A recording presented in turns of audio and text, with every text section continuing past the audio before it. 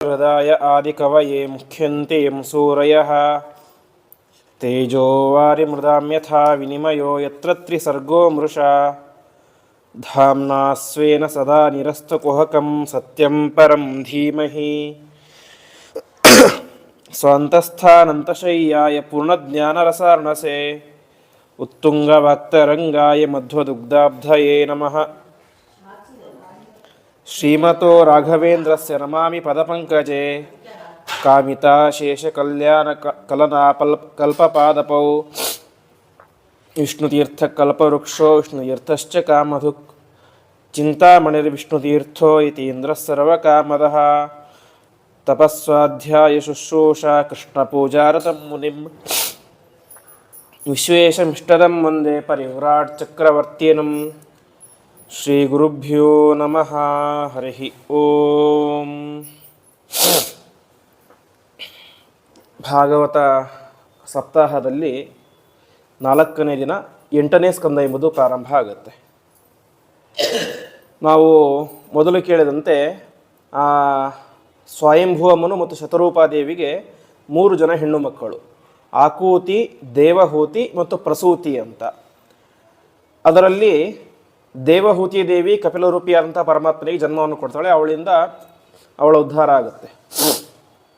ಮುಂದೆ ಕೊನೆಯವಳು ಪ್ರಸೂತಿ ದೇವಿ ಅಂತ. ಆ ಪ್ರಸೂತಿ ದೇವಿ ದಕ್ಷ ಪ್ರಜಾಪತಿಯ ಮದುವೆ ಆಗ್ತಾಳೆ. ಅವಳಿಗೆ ಹುಟ್ಟಿದಂತಹ ಮಗಳು ಸತೀದೇವಿ. ಸತೀದೇವಿ ರುದ್ರದೇವರ ಮದುವೆ ಆಗ್ತಾಳೆ ಅಂತ ಕತೆ ಬರುತ್ತೆ. ಇನ್ನು ಮೊದಲನೇವಳು ಯಾರು? ಆಕೂತಿ ದೇವಿ ಅಂತ. ಆ ಆಕೂತಿ ದೇವಿ ಅವಳಿಗೆ ಮದುವೆ ಆಗುತ್ತೆ. ಆವಾಗ ಮದುವೆ ಆಗಬೇಕಾದ್ರೆ ಇವಳ ತಂದೆ ಯಾರೋ ಸ್ವಯಂಭೂಮನಗಳು ಒಂದು ನಿಯಮ ಮಾಡ್ಕೊಂಡಿರ್ತಾರೆ. ಏನಂತ ಹೇಳಿದರೆ, ನಿನಗೆ ಹುಟ್ಟುವಂತಹ ಮಗನನ್ನು ನಾನು ಕೊಡಬೇಕು ಅಂತ.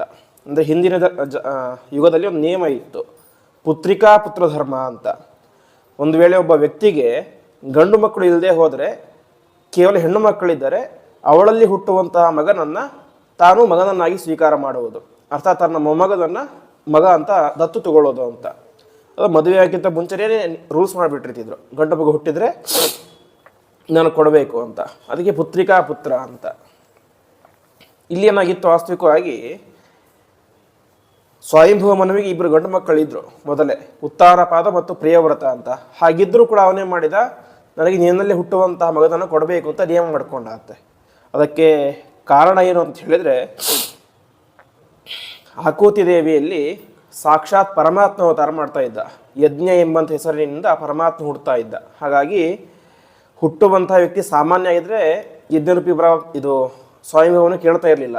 ಹುಡ್ತಾ ಇರುವಂಥವನು ಯಾರು? ಸಾಕ್ಷಾತ್ ಪರಮಾತ್ಮ. ಹಾಗಾಗಿ ಆ ಪರಮಾತ್ಮ ನಮ್ಮ ಮನೆಗೆ ಬರಲಿ, ನನ್ನ ಮಗನಾಗಿರಲಿ ಅಂತ ಆ ರೀತಿಯಂಥ ಆಸೆಯಿಂದಾಗಿ ಅವನೇ ಮಾಡ್ತಾ ಒಂದು ಒಪ್ಪಂದ ಮಾಡ್ಕೊಳ್ತಾನೆ, ನಿನ್ನ ಮಗನನ್ನು ನನಗೆ ಕೊಡಬೇಕು ಅಂತ. ಸರಿ ಅಂತ ಒಪ್ಕೊಳ್ತಾಳೆ. ಕೊನೆಗೆ ಪರಮಾತ್ಮ ಯಜ್ಞ ಅನ್ನೋಂಥ ಹೆಸರಿನಿಂದ ಅವತಾರ ಮಾಡ್ತಾನೆ. ಕೊನೆಗೆ ಅವನನ್ನು ಕೊಡ್ತಾರೆ, ದತ್ತವಾಗಿ ಕೊಡ್ತಾರೆ. ಇಷ್ಟೆಲ್ಲ ಆಯಿತು. ಕೊನೆಗೆ ಅನೇಕ ವರ್ಷಗಳಾದ ಮೇಲೆ ಸ್ವಯಂಭೂಮನುಗಳು ತಪಸ್ ಮಾಡಲಿಕ್ಕೆ ಶುರು ಮಾಡ್ತಾರಂತೆ. ಜೀವನದಲ್ಲಿ ವೈರಾಗ್ಯ ಬಂದು ತಪಸ್ ಮಾಡಲಿಕ್ಕೆ ಶುರು ಮಾಡ್ತಾರೆ.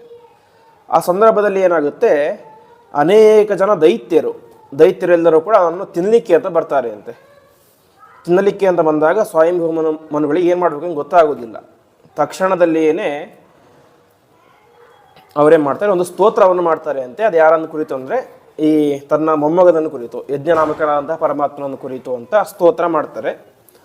ಆವಾಗ ಬಂದಂತಹ ಅವರ ಬಾಯಿಂದ ಬಂದಂತಹ ಮಂತ್ರವೇನೆ ಈಶಾವಾಸ್ಯೋಪನಿಷತ್ತು ಅಂತ. ಅಂದರೆ ಇವತ್ತು ನಾವು ವೇದಗಳು ಅಂತ ಕೇಳ್ತೀವಿ. ಪುರಾಣ, ಮಹಾಭಾರತ, ರಾಮಾಯಣ ಇವೆಲ್ಲವನ್ನು ಕೂಡ ಒಬ್ಬರು ಬರೆದಿದ್ದು. ಪುರಾಣಗಳನ್ನು ವೇದವ್ಯಾಸದೇವರು ಬರೆದಿದ್ದು, ಮಹಾಭಾರತವನ್ನು ವೇದವ್ಯಾಸದೇವರು ಬರೆದಿದ್ದು, ಅದೇ ರೀತಿಯಾಗಿ ರಾಮಾಯಣವನ್ನು ಹೈಗ್ರೀವರೂಪಿ ಪರಮಾತ್ಮ ಬರೆದಿದ್ದು. ಆದರೆ ವೇದಗಳು ಹಾಗಲ್ಲ. ವೇದಗಳಿಗೆ ಅಪೌರುಷೇಯ ಅಂತ ಹೆಸರು. ಅಪೌರುಷ ಅಂತ ಹೇಳಿದ್ರೆ, ಯಾವುದೋ ಒಬ್ಬ ವ್ಯಕ್ತಿ ವೇದಗಳನ್ನು ಬರೆದಿದ್ದಿಲ್ಲ ಅಂತೆ. ಅದು ನಿತ್ಯವಾಗಿ ಯಾವಾಗಲೂ ಇರ್ತಾವೆ. ಒಂದು ವೇಳೆ ಪ್ರಳಯ ಆದ ಮೇಲೆ ಮತ್ತೆ ಪುನಃ ಪರಮಾತ್ಮ ಅದನ್ನು ಎಲ್ಲರಿಗೂ ಉಪದೇಶ ಮಾಡ್ತಾನೆ. ಚತುರ್ಮುಖ ಬ್ರಹ್ಮದೇವರಿಗೆ ಉಪದೇಶ ಮಾಡ್ತಾನೆ ಸಮಗ್ರ ವೇದಗಳನ್ನು. ಹಾಗಾಗಿ ವೇದಗಳನ್ನು ಯಾರೊಬ್ಬರು ಬರೆದಿದ್ದಲ್ಲ. ವೇದಗಳು ಯಾವಾಗಲೂ ಇರ್ತವೆ, ನಿರಂತರವಾಗಿ ಇರ್ತವೆ.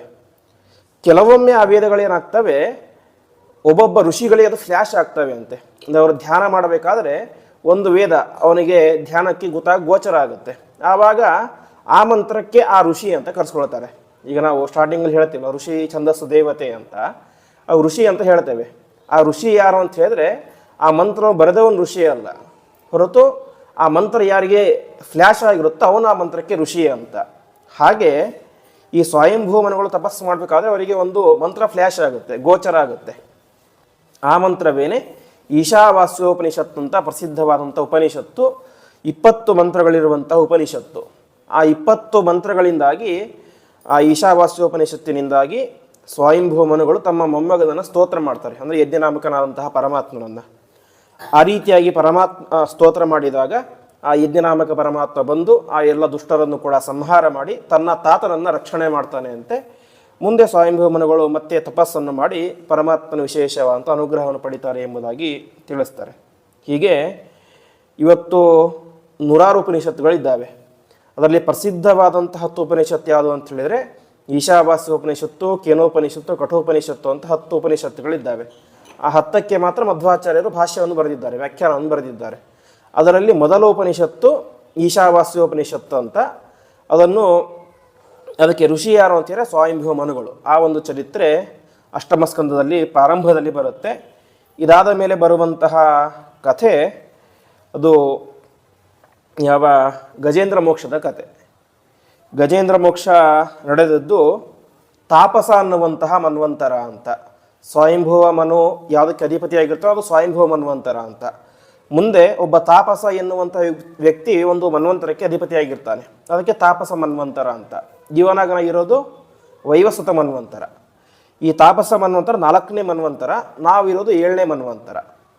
ಈ ತಾಪಸ ಮನ್ವಂತರದಲ್ಲಿ ನಡೆದಂತಹ ಒಂದು ಘಟನೆ ಅದು ಗಜೇಂದ್ರ ಮೋಕ್ಷ ಅಂತ.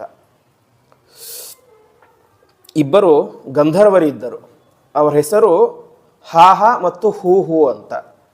ಅವ್ರು ಯಾಕೆ ಆ ರೀತಿ ಹೆಸರು ಬಂದಿತ್ತು ಅಂತ ಹೇಳಿದ್ರೆ, ಗಂಧರ್ವರು ಅಂತ ಹೇಳಿ ವಿಶೇಷವಾಗಿ ಹಾಡೋದ್ರಲ್ಲಿ, ಡ್ಯಾನ್ಸ್ ಮಾಡೋದರಲ್ಲಿ ಇದರೆಲ್ಲ ಒಳ್ಳೆ ನೈಪುಣ್ಯತೆ ಅವರಿಗಿರುತ್ತೆ. ಹಾಗೆ ಇವರಿಬ್ಬರು ಗಂಧರ್ವರು ಕೂಡ ಒಳ್ಳೆ ಚೆನ್ನಾಗಿ ಹಾಡಾಡ್ತಾ ಇದ್ರು, ನೃತ್ಯ ಮಾಡ್ತಾ ಇದ್ರು ದೇವಲೋಕದಲ್ಲಿ ಎಲ್ಲ. ಹಾಗಾಗಿ ಹೇಗೆ ನಾವು ಒಂದು ಹಾಡೋದನ್ನು ಕೇಳಿದ್ರೆ ಹಾಹಾ ಅಂತ ಹೇಳ್ತೀವಲ್ಲ, ಆ ರೀತಿಯಾಗಿ ಇವರು ಅದ್ಭುತವಾಗಿ ಹಾಡ್ತಾ ಇದ್ರು. ಹಾಗಾಗಿ ಅವರಿಗೆ ಹಾಹ ಮತ್ತು ಹೂ ಅಂತ ಹೆಸರಿಟ್ಟರು ಅಂತೆ. ಆ ರೀತಿಯಾಗಿ ಅವರಿಬ್ಬರು ಗಂಧರ್ವರು ಅವರಿಗೆ ಇನ್ನೊಂದು ಸ್ಪೆಷಲ್ ಶಕ್ತಿ ಇತ್ತು. ಏನು ಅಂತ ಹೇಳಿ ಇಚ್ಛಾರೂಪ ಅಂತ. ಯಾವ ರೂಪವನ್ನು ಬೇಕಾದರೂ ಕೂಡ ಅವರು ಬಯಸ್ತಾ ಇದ್ರು. ಒಂದು ವೇಳೆ ಪ್ರಾಣಿ ಆಗಬೇಕು ಅಂತ ಪ್ರಾಣಿ ಆಗ್ತಾ ಇದ್ರು, ಪಕ್ಷಿ ಆಗ್ತಾ ಇದ್ರು, ಹಾಗೆ ಆಗ್ತಾ ಇದ್ರು. ಹೀಗೆ ಒಂದಿನ ಇರಬೇಕಾದ್ರೆ ಅವರಿಗೆ ಸ್ವಲ್ಪ ಅಹಂಕಾರ ಜಾಸ್ತಿ ಆಗುತ್ತೆ ಅಂತೆ. ನನ್ನಷ್ಟು ಚೆನ್ನಾಗಿ ಹಾಡುವವರು ಯಾರಿಲ್ಲ, ನನ್ನಷ್ಟು ಚೆನ್ನಾಗಿ ನೃತ್ಯ ಮಾಡುವವರು ಯಾರು ಇಲ್ಲ ಅಂತ. ಈ ರೀತಿ ಅಹಂಕಾರ ಜಾಸ್ತಿ ಆಗುತ್ತೆ. ಅಹಂಕಾರ ಜಾಸ್ತಿ ಆದ ಮೇಲೆ ಒಂದು ದಿವಸ ಅವರಿಬ್ಬರು ಕೂಡ ಭೂಮಿಗೆ ಬಂದಿರ್ತಾರೆ. ಭೂಲೋಕಕ್ಕೆ ಬಂದಾಗ ಗಂಗಾ ನದಿಯ ತೀರ, ಆ ಗಂಗಾ ನದಿಯ ತೀರದಲ್ಲಿ ಒಬ್ಬರು ತಪಸ್ ಮಾಡ್ತಾ ಇರ್ತಾರೆ. ಅವರ ಹೆಸರು ದೇವಲರು ಅಂತ. ದೇವಲ ಎನ್ನುವಂಥ ಋಷಿಗಳು ತಪಸ್ ಮಾಡ್ತಾ ಇರ್ತಾರೆ. ತಪಸ್ ಮಾಡಬೇಕಾದ್ರೆ ಗಂಧರ್ವರಲ್ಲಿ ಬರ್ತಾರೆ ಸ್ನಾನ ಮಾಡಲಿಕ್ಕೆ ಅಂತ. ಆವಾಗ ಅವರಿಗೆ ಒಂದು ಅನಿಸುತ್ತೆ, ಈ ವಯಸ್ಸಾದಂಥ ಋಷಿ ತಪಸ್ ಮಾಡ್ತಾ ಇದ್ದಾನೆ, ಏನೋ ಸ್ವಲ್ಪ ಹೆದರ್ಸೋಣ ಅಂತ, ಸ್ವಲ್ಪ ತಮಾಷೆ ಮಾಡೋಣ ಅಂತ. ಆವಾಗ ಏನಾಗುತ್ತೆ, ಹೂ ಅನ್ನುವಂತಹ ಗಂಧರ್ವ ಏನಿರ್ತದಲ್ಲ ಅವನು ಆನೆಯ ರೂಪವನ್ನು ತಾಳ್ತಾನೆ. ಹಾಹ ಅನ್ನುವಂತಹ ಗಂಧರ್ವ ಏನು ಮಾಡ್ತಾನೆ, ಒಂದು ಮೊಸಳೆಯ ರೂಪವನ್ನು ತಾಳ್ತಾನೆ. ಕೊನೆಗೆ ಇವರು ತಪಸ್ ಮಾಡಿ ಮುಗಿಯುತ್ತೆ, ಎದ್ದು ಬರ್ತಾ ಇರ್ತಾರೆ. ಎದುರುಗಡೆ ದೊಡ್ಡ ಆನೆ ಬರುತ್ತೆ, ಅಂದರೆ ಹಾಹ ಗಂಧರ್ವ ಬರ್ತಾನೆ. ಆನೆ ಬಂದ ತಕ್ಷಣ ಹೆದರಿಕೆಯಾಗಿ ನದಿ ಹತ್ರ ಓಡಿ ಹೋಗ್ತಾರೆ. ನದಿ ಹತ್ರ ಓಡಿ ಹೋದಾಗ ಅಲ್ಲಿಂದ ದೊಡ್ಡ ಮೊಸಳೆ ಬರುತ್ತೆ. ಈ ಕಡೆ ದಡಕ್ಕೆ ಬಂದರೆ ಆನೆ ಕಾಟ, ನದಿಗೆ ಹೋದರೆ ಮೊಸಳೆ ಕಾಟ. ಇದರಿಂದ ತುಂಬ ಹೆದರಿಕೆಯಾಗಿ ಅವರು ಗಾಬರಿಯಾಗಿ ಬಿಡ್ತಾರೆ. ಒಂದು ಕ್ಷಣ ನಿಂತು ವಿಚಾರ ಮಾಡ್ತಾರೆ. ಆವಾಗ ಅವರಿಗೆ ಧ್ಯಾನದಲ್ಲಿ ಗೊತ್ತಾಗುತ್ತೆ, ಇವು ನಿಜವಾದಂತಹ ಆನೆ ಮೊಸಳೆ ಅಲ್ಲ, ಹಾಹ ಮತ್ತು ಊಹು ಎಂಬಂಥ ಗಂಧರ್ವಾರು ಅಂತ. ಆವಾಗ ಅವರಿಗೆ ತುಂಬ ಸಿಟ್ಟು ಬಂದು, ನಾನು ನನ್ನ ಪಾಡಿಗೆ ತಪಸ್ ಮಾಡ್ತಾ ಇದ್ದೆ, ನನಗೆ ತಮಾಷೆ ಮಾಡ್ತಾ ಇದ್ದೀರಲ್ಲ ನೀವು ಅಂತ. ಇವತ್ತು ನೀವು ಹೇಗೆ ಬಂದಿದ್ದೀರಿ, ಒಬ್ಬರು ಮೊಸಳೆ ಒಬ್ಬರು ಆನೆ, ಹಾಗಾಗಿ ಇನ್ನು ಮುಂದೆ ನೀವು ಆನೆ ಮೊಸಳೆಯಾಗಿ ಇದ್ದು ಬಿಡಿ ಅಂತ ಅವ್ರಿಗೆ ಶಾಪ ಕೊಟ್ಟು ಬಿಡ್ತಾರೆ ಅಂತೆ.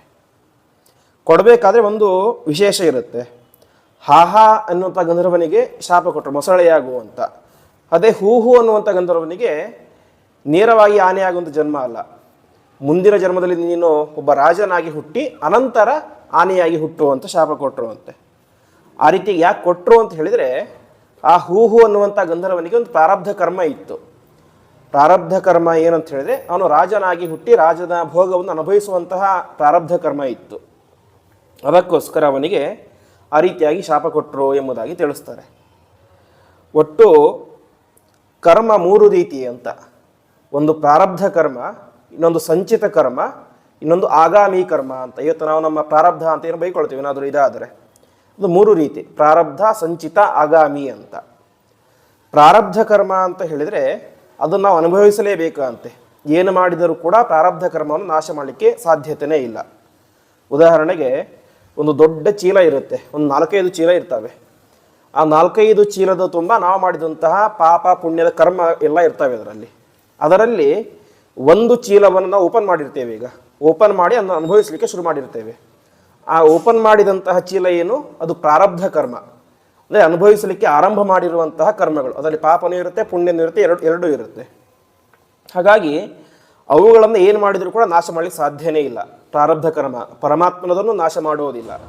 ಪರಮಾತ್ಮನ ನಾಮಸ್ಮರಣೆಯಿಂದ, ಹೋಮ ಹವನ ಜ್ಞಾನ ಕಾರ್ಯದಿಂದಾಗಿ ಯಾವ ಕರ್ಮ ನಾಶ ಆಗುತ್ತೆ ಅಂತ ಹೇಳಿದ್ರೆ ಸಂಚಿತ ಕರ್ಮ. ಇನ್ನು ಗಂಟು ಕಟ್ಟಿ ಇಟ್ಟಿರ್ತೀವಲ್ಲ, ಅದು ನಾಶ ಆಗುತ್ತೆ. ಇನ್ನು ಅನುಭವಿಸಲಿಕ್ಕೆ ಓಪನ್ ಮಾಡದೇ ಇರೋದು, ಅನುಭವಿಸಲಿಕ್ಕೆ ಅಂತ ಓಪನ್ ಮಾಡಿರೋದು ಏನಾಗಿರುತ್ತೆ, ಅದು ನಾಶ ಮಾಡಲಿಕ್ಕೆ ಆಗೋದಿಲ್ಲ. ಹಾಗಾಗಿ ಇವನಿಗೇನಿತ್ತು, ಪ್ರಾರಬ್ಧ ಕರ್ಮ ಇತ್ತು, ಏನಂತ ರಾಜನಾಗಿ ಹುಟ್ಟಬೇಕು ಅಂತ. ಹಾಗಾಗಿ ಅದು ಕೊಟ್ಟ. ಹೀಗೆ ಪ್ರಾರಬ್ಧ ಕರ್ಮ ಅನುಭವಿಸಲಿಕ್ಕೆ ಶುರು ಮಾಡಿದ್ದು, ಸಂಚಿತ ಕರ್ಮ ಗಂಟು ಕಟ್ಟಿ ಇಟ್ಟಿರೋದು.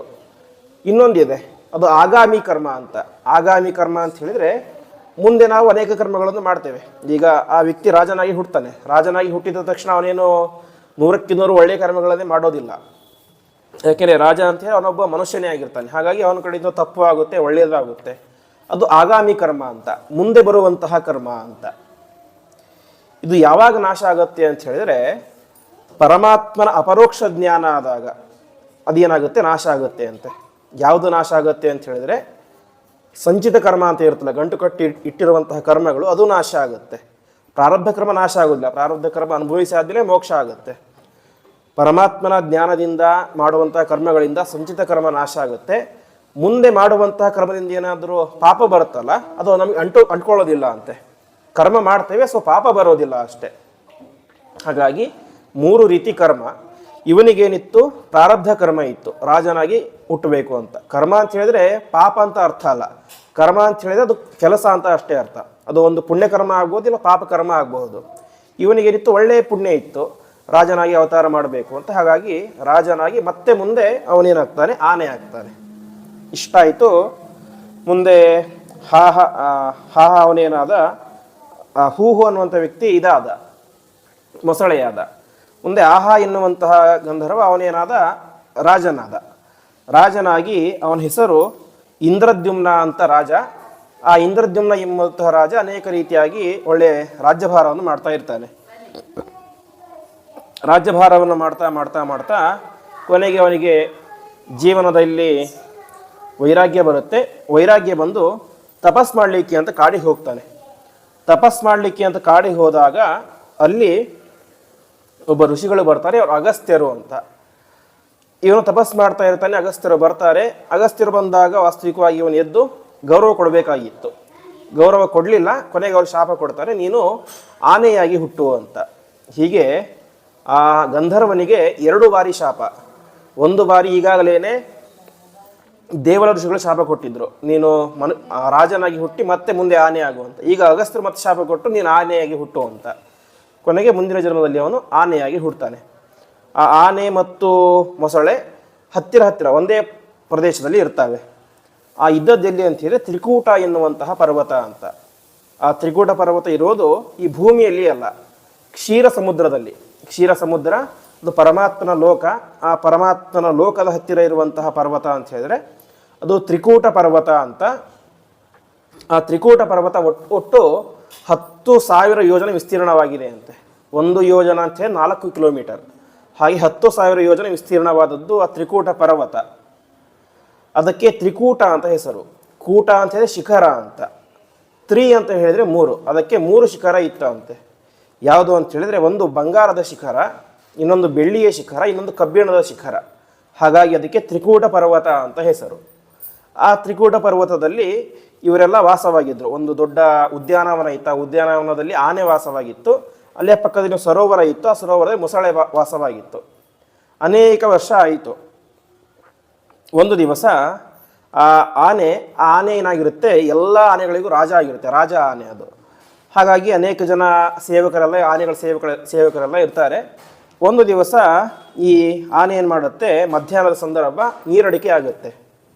ನೀರು ಕುಡಿಬೇಕು ಅಂತ ಆ ಸರೋವರಕ್ಕೆ ಬರುತ್ತೆ, ಆ ಮೊಸಳೆ ಇರುವಂತಹ ಸರೋವರಕ್ಕೆ ನೀರು ಕುಡಿಯುತ್ತೆ. ಅದಕ್ಕೆ ತುಂಬ ಹಾಯ್ ಅಂತ ಅನಿಸುತ್ತೆ, ತಂಪು ಅನಿಸುತ್ತೆ. ಸ್ವಲ್ಪ ಮುಂದೆ ಹೋಗಿ ನೀರಾಟ ಆಡಲಿಕ್ಕೆ ಶುರುವಾಗುತ್ತೆ. ನೀರಾಟ ಆಡಬೇಕಾದ್ರೆ ಅದ್ರ ಜೊತೆಗೆ 10 ಹೆಣ್ಣಾನೆಗಳು ಇರ್ತವೆ ಅಂತೆ. ಆ ಹೆಣ್ಣಾನೆಗಳು ಪರಸ್ಪರ ನೀರು ಎರಚೋದು, ಆಟ ಆಡಲಿಕ್ಕೆ ಶುರುವಾಗುತ್ತೆ. ಸ್ವಲ್ಪ ಹೊತ್ತಾದ ಮೇಲೆ ಅಲ್ಲಿ ಇದ್ದಂಥ ಮೊಸಳೆ ಏನು ಮಾಡುತ್ತೆ, ಅದರ ಕಾಲನ್ನು ಗಟ್ಟಿಯಾಗಿ ಹಿಡಿದುಕೊಂಡು ಬಿಡುತ್ತೆ ಅಂತೆ. ಆನೆ ಯಾವುದೋ ಸಾಮಾನ್ಯ ಮೊಸಳೆ ಹಿಡಿದುಕೊಂಡಿದೆ ಅಂತ ಬಿಡಿಸ್ಲಿಕ್ಕೆ ಶುರು ಮಾಡುತ್ತೆ. ಎಷ್ಟು ಬಿಡಿಸ್ಲಿಕ್ಕೆ ಪ್ರಯತ್ನ ಮಾಡಿದ್ರು ಕೂಡ ಅದು ಬಿಡಿಸ್ಲಿಕ್ಕೆ ಸಾಧ್ಯನೇ ಆಗೋದಿಲ್ಲ. ಕೊನೆಗೆ ಮಧ್ಯಾಹ್ನ ಹೋಗಿ ಸಾಯಂಕಾಲ ಆಗುತ್ತೆ. ಅನೇಕ ಹೆಣ್ಣು ಆನೆಗಳು ಇರ್ತವೆ, 10 ಹೆಣ್ಣು ಆನೆಗಳು ಇರ್ತವೆ. ಆ ಹೆಣ್ಣು ಆನೆಗಳು ಕೂಡ ಪ್ರಯತ್ನ ಮಾಡ್ತವೆ ಬಿಡಿಸ್ಬೇಕು ಅಂತ. ಎಷ್ಟು ಪ್ರಯತ್ನ ಮಾಡಿದರೂ ಕೂಡ ಆ ಮೊಸಳೆ ಬಾಯಿಯಿಂದ ಬಿಡಿಸ್ಲಿಕ್ಕೆ ಸಾಧ್ಯನೇ ಆಗೋದಿಲ್ಲ. ಕೊನೆಗೆ ರಾತ್ರಿ ಆಗುತ್ತೆ. ಎಲ್ಲ ಹೆಣ್ಣು ಆನೆಗಳು ಕೂಡ ತಮ್ಮ ತಮ್ಮ ಗುಹೆಗಳಿಗೆ ಹೋಗಿಬಿಡ್ತವೆ. ಕೊನೆಗೆ ಈ ಒಂದು ಆನೆ ಮಾತ್ರ ಎಲ್ಲಿರುತ್ತೆ, ನದಿಯಲ್ಲಿ ಇರುತ್ತೆ. ಒಂದು ಸಲ ಹೊರಗಡೆ ಬರೋದು, ಮತ್ತೆ ಎಳೆದುಕೊಂಡು ಹೋಗ್ಬಿಡುತ್ತೆ ಯಾವುದು, ಮೊಸಳೆ. ಹೀಗೆ ಗಲಾಟೆ ಆಗ್ತಾ ಹೋಗುತ್ತೆ. ಎಷ್ಟು ವರ್ಷ ಆಯಿತು ಅಂತ ಹೇಳಿದರೆ 1000 ವರ್ಷಗಳ ಕಾಲ ದೀರ್ಘವಾದಂತಹ ಯುದ್ಧ ಇಬ್ಬರ ಮಧ್ಯೆ ಆಯಿತು. ಒಂದು ಸಲ ಆನೆ ಹೊರಗಡೆ ಬರೋದು, ಇನ್ನೊಂದು ಸಲ ಮೊಸಳೆ ವಾಪಸ್ ಎಳ್ಕೊಂಡು ಹೋಗೋದು. ಈ ರೀತಿಯಾಗಿ 1000 ವರ್ಷ ಆಯಿತು. ಎಷ್ಟು ಪ್ರಯತ್ನ ಮಾಡಿದರೂ ಕೂಡ ಯಾರೂ ಬರಲಿಲ್ಲ. ಅನೇಕ ಜನ, ಈ ಆನೆ ಒಂದು ರಾಜ ಆನೆ, ಹಾಗಾಗಿ ಅನೇಕ ಜನ ಬರ್ತಾಯಿದ್ರು. ಯಾರು, ಆನೆಗಳು, ಮಂತ್ರಿ ಆನೆ ಅವೆಲ್ಲ ಬರ್ತಾಯಿದ್ರು, ಪ್ರಯತ್ನ ಮಾಡ್ತಾಯಿದ್ರು, ಬಡಿಸ್ಲಿಕ್ಕೆ ಸಾಧ್ಯ ಆಗ್ತಾ ಇರಲಿಲ್ಲ. ಕೊನೆಗೆ ಇದು ಸಾಧ್ಯ ಇಲ್ಲವೇ ಇಲ್ಲ ಅಂತ ಎಲ್ಲರೂ ಕೂಡ ವಾಪಸ್ ಹೋಗೇ ಬಿಟ್ಟರು. ಕೊನೆಗೆ ಒಂದೇ ಆನೆ ಅನೇಕ ವರ್ಷಗಳ ಕಾಲ ಪ್ರಯತ್ನ ಮಾಡಿತ್ತು. ಪ್ರಯತ್ನ ಮಾಡಿ ಕೊನೆಗೆ ಅದಕ್ಕೆ ಅನಿಸುತ್ತೆ, ಇವರು ಯಾರೂ ಕೂಡ ನನ್ನನ್ನು ರಕ್ಷಣೆ ಮಾಡೋದಿಲ್ಲ ಅಂತ. ನಾನು ಇಷ್ಟು ವರ್ಷಗಳ ಕಾಲ ಇವರಿಗೋಸ್ಕರ ನನ್ನ ಜೀವನವನ್ನೇ ಮೀಸಲಾಗಿ ಇಟ್ಬಿಟ್ಟಿದ್ದೆ, ಪ್ರಜೆಗಳು ರಕ್ಷಣೆ ಮಾಡಬೇಕು ಅಂತ. ಪ್ರತಿಯೊಬ್ಬರು ಯಾರೂ ಕೂಡ ನನ್ನನ್ನು ರಕ್ಷಣೆ ಮಾಡಲಿಲ್ಲ. ಹಾಗಾಗಿ ನನ್ನನ್ನು ರಕ್ಷಣೆ ಮಾಡುವಂತಹ ಏಕೈಕ ವ್ಯಕ್ತಿ ಅಂತ ಹೇಳಿದ್ರೆ ಪರಮಾತ್ಮ ಒಬ್ಬನೇ ಅಂತ. ಅದಕ್ಕೆ 1000 ವರ್ಷ ಆದ ಮೇಲೆ ಜ್ಞಾನೋದಯ ಆಗುತ್ತೆ ಅಂತೆ ಆನೆಗೆ. ಆ ಜ್ಞಾನೋದಯ ಆಗ್ಲಿಕ್ಕೆ ಕಾರಣ ಏನು ಅಂತ ಹೇಳಿದ್ರೆ ಹಿಂದಿನ ಜನ್ಮದ ಸಂಸ್ಕಾರ. ಹಿಂದಿನ ಜನ್ಮದಲ್ಲಿ ಒಬ್ಬ ರಾಜನಾಗಿ ತಪಸ್ಸು ಮಾಡಿದ್ದ. ಆ ತಪಸ್ಸಿನ ಪ್ರಭಾವ ಏನಾಯಿತು, ಅವನಿಗೆ ಆ ಪರಮಾತ್ಮನ ಸ್ಮರಣೆ ಬಂತು ಅಂತೆ. ತಕ್ಷಣದಲ್ಲಿ ಪರಮಾತ್ಮ ಹತ್ತಿರ ಜೋರಾಗಿ ಪ್ರಾರ್ಥನೆ ಮಾಡ್ತಾನೆ, ನನ್ನನ್ನು ರಕ್ಷಣೆ ಮಾಡು ಅಂತ. ಆವಾಗ ಪರಮಾತ್ಮ ತಾನು ಗರುಡನ ಮೇಲೆ ಕುಳಿತುಕೊಂಡು ಜೋರಾಗಿ ವೈಕುಂಠದಿಂದಾಗಿ ಬರ್ತಾನೆ. ಬಂದ ತಕ್ಷಣವೇ ತನ್ನ ಕೈಯಲ್ಲಿದ್ದಂತಹ ಒಂದು ಚಕ್ರ ಇರುತ್ತೆ, ಸುದರ್ಶನ ಚಕ್ರ. ಆ ಚಕ್ರದಿಂದಾಗಿ ಅವನ ಕುತ್ತಿಗೆಯನ್ನು ಸೀಳಿ ಹಾಕಿಬಿಡ್ತಾನೆ. ಯಾರ ಕುತ್ತಿಗೆನ, ಮೊಸಳೆ ಕುತ್ತಿಗೆಯನ್ನು. ಆವಾಗ ಪರಮಾತ್ಮನಿಗೆ ಏನಾದರೂ ಸಮರ್ಪಣೆ ಮಾಡಬೇಕು. ತಾನು ಪರಮಾತ್ಮ ಇಲ್ಲಿ ತನಕ ಬಂದು ರಕ್ಷಣೆ ಮಾಡಿದ್ದಾನೆ, ಆದರೆ ಆನೆಗೆ ಮೈಯಲ್ಲಿ ಮೂಳೆ ಬಿಟ್ಟರೆ ಬೇರೆ ಏನೂ ಇರಲಿಲ್ಲಂತೆ. ಆ ರೀತಿಯಾದಂತಹ, ಯಾಕಂದರೆ 1000 ವರ್ಷ ಅದು ಕಚ್ಚಿ ಹಿಡಿದು ಬಿಟ್ಟಿದೆ ಯಾವುದು, ಮೊಸಳೆ. ಹಾಗಾಗಿ ಮೈಯಲ್ಲಿ ಶಕ್ತಿಯೇ ಇಲ್ಲ. ಕೊನೆಗೆ ಅದೇ ಸರೋವರದಲ್ಲಿ ಒಂದು ಕಮಲದ ಹೂ ಬೆಳೆದಿತ್ತು. ಆ ಕಮಲದ ಹೂವನ್ನು ತುಂಬ ಕಷ್ಟಪಟ್ಟು ಆನೆ ಕಿತ್ತಿ ಆ ಪರಮಾತ್ಮನಿಗೆ ಸಮರ್ಪಣೆ ಮಾಡುತ್ತೆ ಅಂತೆ. ಹೀಗೆ ಸಮರ್ಪಣೆ ಮಾಡಿದಾಗ ಮುಂದೆ ಆ ಪರಮಾತ್ಮ ಏನು ಮಾಡ್ತಾನೆ, ಅವನಿಗೂ ಕೂಡ, ಅಂದರೆ ಆ ಆನೆಗೂ ಕೂಡ ವಿಶಿಷ್ಟವಾದ ಮೋಕ್ಷವನ್ನು ಕೊಡ್ತಾನೆ ಎಂಬುದಾಗಿ ಹೇಳ್ತಾರೆ. ಯಾಕಂತ ಹೇಳಿದರೆ ಆ ವ್ಯಕ್ತಿ ಹಿಂದಿನ ಜನ್ಮದಲ್ಲಿ ತಪಸ್ಸು ಮಾಡಿದ್ದ, ಅನೇಕ ವರ್ಷಗಳ ಕಾಲ ತಪಸ್ಸು ಮಾಡಿದ್ದ. ಯಾವತ್ತಿಗೂ ಕೂಡ ಒಂದು ಮಾತಿದೆ, ಹುತಂಚ ದತ್ತಂಚ ತಥೈವ ತಿಷ್ಠತಿ ಅಂತ. ಅಂದರೆ ಪರಮಾತ್ಮನ ಕುರಿತು ಹೋಮವನ್ನು ಮಾಡಿದರೆ, ಅಥವಾ ಪರಮಾತ್ಮನ ಕುರಿತು ತಪಸ್ಸನ್ನು ಮಾಡಿದರೆ, ಅಥವಾ ದಾನ ಧರ್ಮಾದಿಗಳನ್ನು ಮಾಡಿದರೆ, ಅದು ಇವತ್ತು ನಮಗೆ ಫಲವನ್ನು ಕೊಡದೇ ಹೋದರೂ ಕೂಡ ಜನ್ಮಾಂತರದಲ್ಲಿ ಆದರೂ ಫಲವನ್ನು ಕೊಟ್ಟೇ ಕೊಡುತ್ತೆ ಅಂತ. ತಥೈವ ತಿಷ್ಠತಿ, ಹಾಗೇ ಇರುತ್ತೆ ಅಂತ, ನಮ್ಮ ಹಿಂದೆನೇ ಬರುತ್ತೆ. ನಾವು ಮಾಡಿದಂತಹ ಒಳ್ಳೆಯ ಕೆಲಸ ಆಗಲಿ ಅಥವಾ ಕೆಟ್ಟ ಕೆಲಸ ಆಗಲಿ ನಾವೇ ಅನುಭವಿಸಬೇಕು. ಅದು ಯಾವತ್ತೂ ಕೂಡ ನಾಶ ಆಗಲಿಕ್ಕೆ ಸಾಧ್ಯನೇ ಇಲ್ಲ. ಅದು ನಮ್ಮ ಹಿಂದೆನೇ ಬರುತ್ತೆ ಅಂತೆ. ಅದು ನಾಶ ಮಾಡ್ಕೊಳ್ಬೇಕು ಅಂತೇಳಿ ನಾವೇ ಪ್ರಯತ್ನ ಮಾಡಬೇಕು, ಪರಮಾತ್ಮನ ಸ್ಮರಣೆಯನ್ನು ಮಾಡಿ, ಇಲ್ಲದೆ ಅದು ಅನುಭವಿಸಲೇಬೇಕು. ಹಾಗೆ ಹಿಂದಿನ ಜನ್ಮದಲ್ಲಿ ಮಾಡಿದಂತಹ ಪುಣ್ಯದಿಂದಾಗಿ ಅವನಿಗೆ ಮೋಕ್ಷ ಎಂಬುದು ಸಿಗುತ್ತೆ ಎಂಬುದಾಗಿ ಹೇಳ್ತಾರೆ. ಈ ರೀತಿಯಾಗಿ ಗಜೇಂದ್ರನ ಮೋಕ್ಷ ಎಂಬುದು ಆಯಿತು. ಮುಂದಿನ ಮನ್ವಂತರ ರೈವತ ಮನ್ವಂತರ ಅಂತ, ಅದರ ಮುಂದಿನ ಮನ್ವಂತರ ಚಾಕ್ಷುಷ ಮನ್ವಂತರ ಅಂತ, ಅದರ ಮುಂದಿನ ಮನ್ವಂತರ ಈಗ ವೈವಸ್ವತ ಮನ್ವಂತರ. ಈ 6ನೇ ಮನ್ವಂತರದಲ್ಲಿ ಆದಂತಹ ದೊಡ್ಡ ಚರಿತ್ರೆ ಅಂತ ಹೇಳಿ ಅದು ಸಮುದ್ರ ಮಥನ ಅಂತ. ಸಮುದ್ರ ಅಂತ ಹೇಳಿ ನಾನು ಮೊನ್ನೆ ಹೇಳಿದೆ, ಯಾವುದಕ್ಕೆ ತೀರ ಇರುತ್ತೋ ಅದು ಸಮುದ್ರ ಅಂತ. ಆ ಸಮುದ್ರವನ್ನು ದೇವತೆಗಳೆಲ್ಲರೂ ಮತ್ತು ದೈತ್ಯರು ಸೇರಿಕೊಂಡು ಮಥನ ಮಾಡ್ತಾರೆ, ಅದರಿಂದ ಅಮೃತ ಸಿಗುತ್ತೆ ಅಂತ ಇಷ್ಟು ಕಥೆಯನ್ನು ಯಾರು ಹೇಳ್ತಾರೆ? ಪರೀಕ್ಷಿತನಿಗೆ ಶುಕಾಚಾರ್ಯ ಹೇಳ್ತಾರೆ. ಆವಾಗ ಪರೀಕ್ಷಿತ ಮತ್ತೆ ಪ್ರಶ್ನೆ ಮಾಡ್ತಾನೆ, ಹಾಗಾದರೆ ಸಮುದ್ರವನ್ನು ಯಾಕೆ ಮಥನ ಮಾಡಿದರು ಅಂತ. ಮಥನ ಮಾಡಿದ್ದು ಅಮೃತಕ್ಕೋಸ್ಕರ, ಅದರ ಜೊತೆಗೆ ದೈತ್ಯರು ಯಾಕೆ ಸೇರಿಕೊಂಡ್ರು? ಯಾಕೆ ಅಮೃತ ಕುಡಿದಿದ್ದು ದೇವತೆಗಳು ಮಾತ್ರ, ಅವ್ರು ಯಾಕೆ ಜೊತೆಗೆ ಸೇರಿಕೊಂಡ್ರು, ಯಾಕೆ ಮಥನ ಮಾಡಿದರು, ಹೇಗಾಯಿತು ಎಂಬುದಾಗಿ ವಿಸ್ತಾರವಾಗಿ ಅದನ್ನು ನಮಗೆ ತಿಳಿಸಿ ಎಂಬುದಾಗಿ ಪ್ರಶ್ನೆ ಮಾಡ್ತಾನೆ. ಆವಾಗ ಇನ್ನೊಂದು ಮಾತನ್ನು ಕೇಳ್ತಾನೆ. ಸಮುದ್ರ ಅಂದರೆ ಅವರು ಸಮುದ್ರದಲ್ಲಿ ಸೇರಿದ್ದು ಸಾಮಾನ್ಯ ಸಮುದ್ರ ಅಲ್ಲ, ಅದು ಕ್ಷೀರ ಸಮುದ್ರ. ಕ್ಷೀರ ಸಮುದ್ರ ಅಂತ ಹೇಳಿದ್ರೆ ಅದು ಪರಮಾತ್ಮನ ಮಾವನ ಮನೆ. ಏಕೆಂದರೆ ಲಕ್ಷ್ಮೀದೇವಿ ಹುಟ್ಟಿದ್ದು ಸಮುದ್ರದಲ್ಲಿ, ಕ್ಷೀರ ಸಮುದ್ರದಲ್ಲಿ. ಅಂತಹ ಪರಮಾತ್ಮನ ಮಾವನ ಮನೆಯನ್ನೇ ಯಾಕೆ ಮಥನ ಮಾಡಿದರು ಅಂತ ಅನೇಕ ರೀತಿ ಪ್ರಶ್ನೆಯನ್ನು ಪರೀಕ್ಷಿತ ಮಾಡ್ತಾನೆ. ಆವಾಗ ಅವರೆಲ್ಲರೂ ಕೂಡ ಶುಕಾಚಾರ್ಯರು ಅವರಿಗೆ ಉಪದೇಶ ಮಾಡ್ತಾ ಹೋಗ್ತಾರೆ. ಪ್ರಧಾನವಾದಂತಹ ಕಾರಣ ಏನು ಅಂತ ಹೇಳಿದ್ರೆ ಅದು ದುರ್ವಾಸರಿಗೆ ಆದಂತಹ ಅವಮಾನ ಅಂತ. ದುರ್ವಾಸರು ಅವರು ಹಿಂದೆ ಕೇಳಿದಂತೆ ಅತ್ರಿ ಋಷಿಗಳ ಮಕ್ಕಳು, ತ್ರಿಮೂರ್ತಿಗಳು ಮಕ್ಕಳಾಗಿ ಹುಡ್ತಾರೆ. ಅದರಲ್ಲಿ ಒಬ್ಬರು ದುರ್ವಾಸರು. ದುರ್ವಾಸರು ಸಾಕ್ಷಾತ್ ರುದ್ರದೇವರ ಅವತಾರ. ಆ ರುದ್ರದೇವರು ಒಂದು ದಿವಸ ಪರಮಾತ್ಮನನ್ನು ನೋಡಲಿಕ್ಕೆ ಅಂತ ವೈಕುಂಠ ಲೋಕಕ್ಕೆ ಬಂದಿರ್ತಾರೆ. ನೋಡಲಿಕ್ಕೆ ಅಂತ ಬಂದಾಗ ಅಲ್ಲೇನಾಗುತ್ತೆ, ಪರಮಾತ್ಮನ ನಿರ್ಮಾಲ್ಯವನ್ನು ತೆಗೆದುಕೊಳ್ತಾರೆ. ಅವರು ಪರಮಾತ್ಮನಿಗೆ ಸಮರ್ಪಣೆ ಮಾಡಿದಂತಹ ಒಂದು ನಿರ್ಮಾಲ್ಯದ ಹೂವಿನ ಹಾರವನ್ನು ತೆಗೆದುಕೊಂಡು ಬರ್ತಾರೆ. ತೆಗೆದುಕೊಂಡು ವಾಪಸ್ ತಮ್ಮ ಲೋಕಕ್ಕೆ ಬರ್ತಿರ್ತಾರೆ.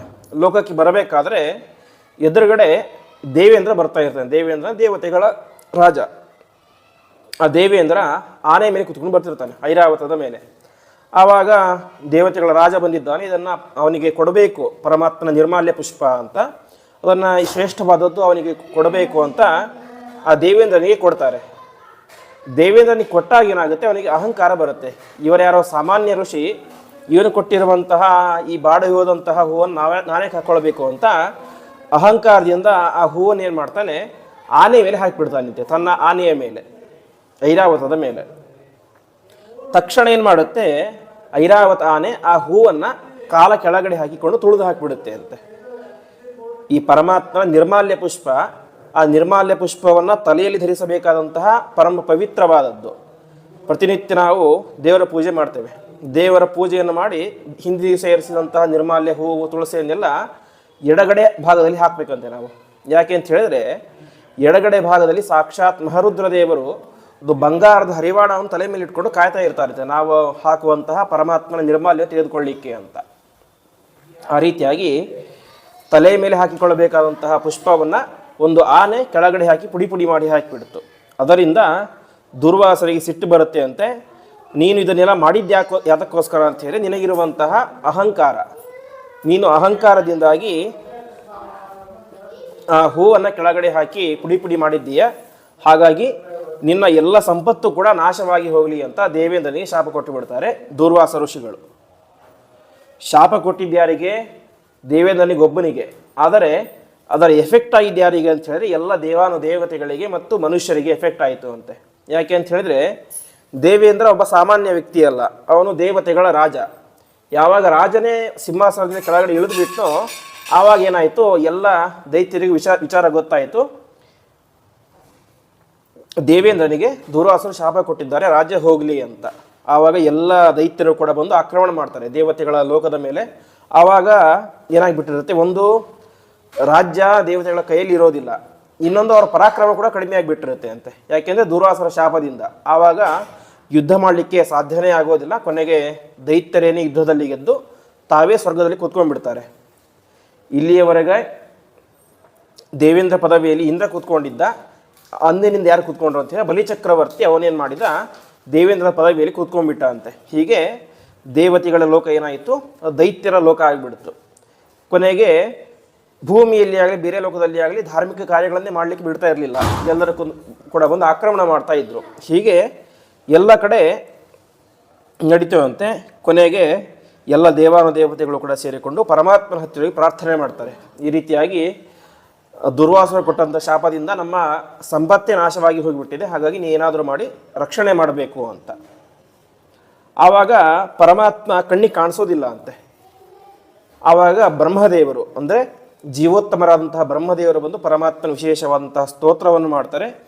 ಸ್ತೋತ್ರ ಮಾಡಿದಾಗ ಪರಮಾತ್ಮ ಪ್ರತ್ಯಕ್ಷನಾಗ್ತಾನೆ ಅಂತೆ. ಪ್ರತ್ಯಕ್ಷನಾದಾಗ ವಾಸ್ತವಿಕವಾಗಿ ಎಲ್ಲ ದೇವತೆಗಳು ಕೂಡ ಒಂದೇದಾಗಿ ನಿಂತಿದ್ದರು. ಯಾವಾಗ ಪರಮಾತ್ಮ ಪ್ರತ್ಯಕ್ಷನಾದನೋ ಪ್ರತಿಯೊಬ್ಬರು ಹಿಂದೆ ಹಿಂದೆ ಸರಿದರು ಅಂತೆ. ಯಾಕೆ ಅಂತ ಹೇಳಿದರೆ ಆ ಪರಮಾತ್ಮನ ಪ್ರಭೆ ಕಾಂತಿ ಅಷ್ಟು ವಿಶಿಷ್ಟವಾಗಿತ್ತು, ಪ್ರತಿಯೊಬ್ಬರಿಗೂ ಕೂಡ ಅದನ್ನು ಹತ್ತಿರದಿಂದ ನೋಡುವಂಥ ಯೋಗ್ಯತೆ ಇರಲಿಲ್ಲ ಅಂತೆ.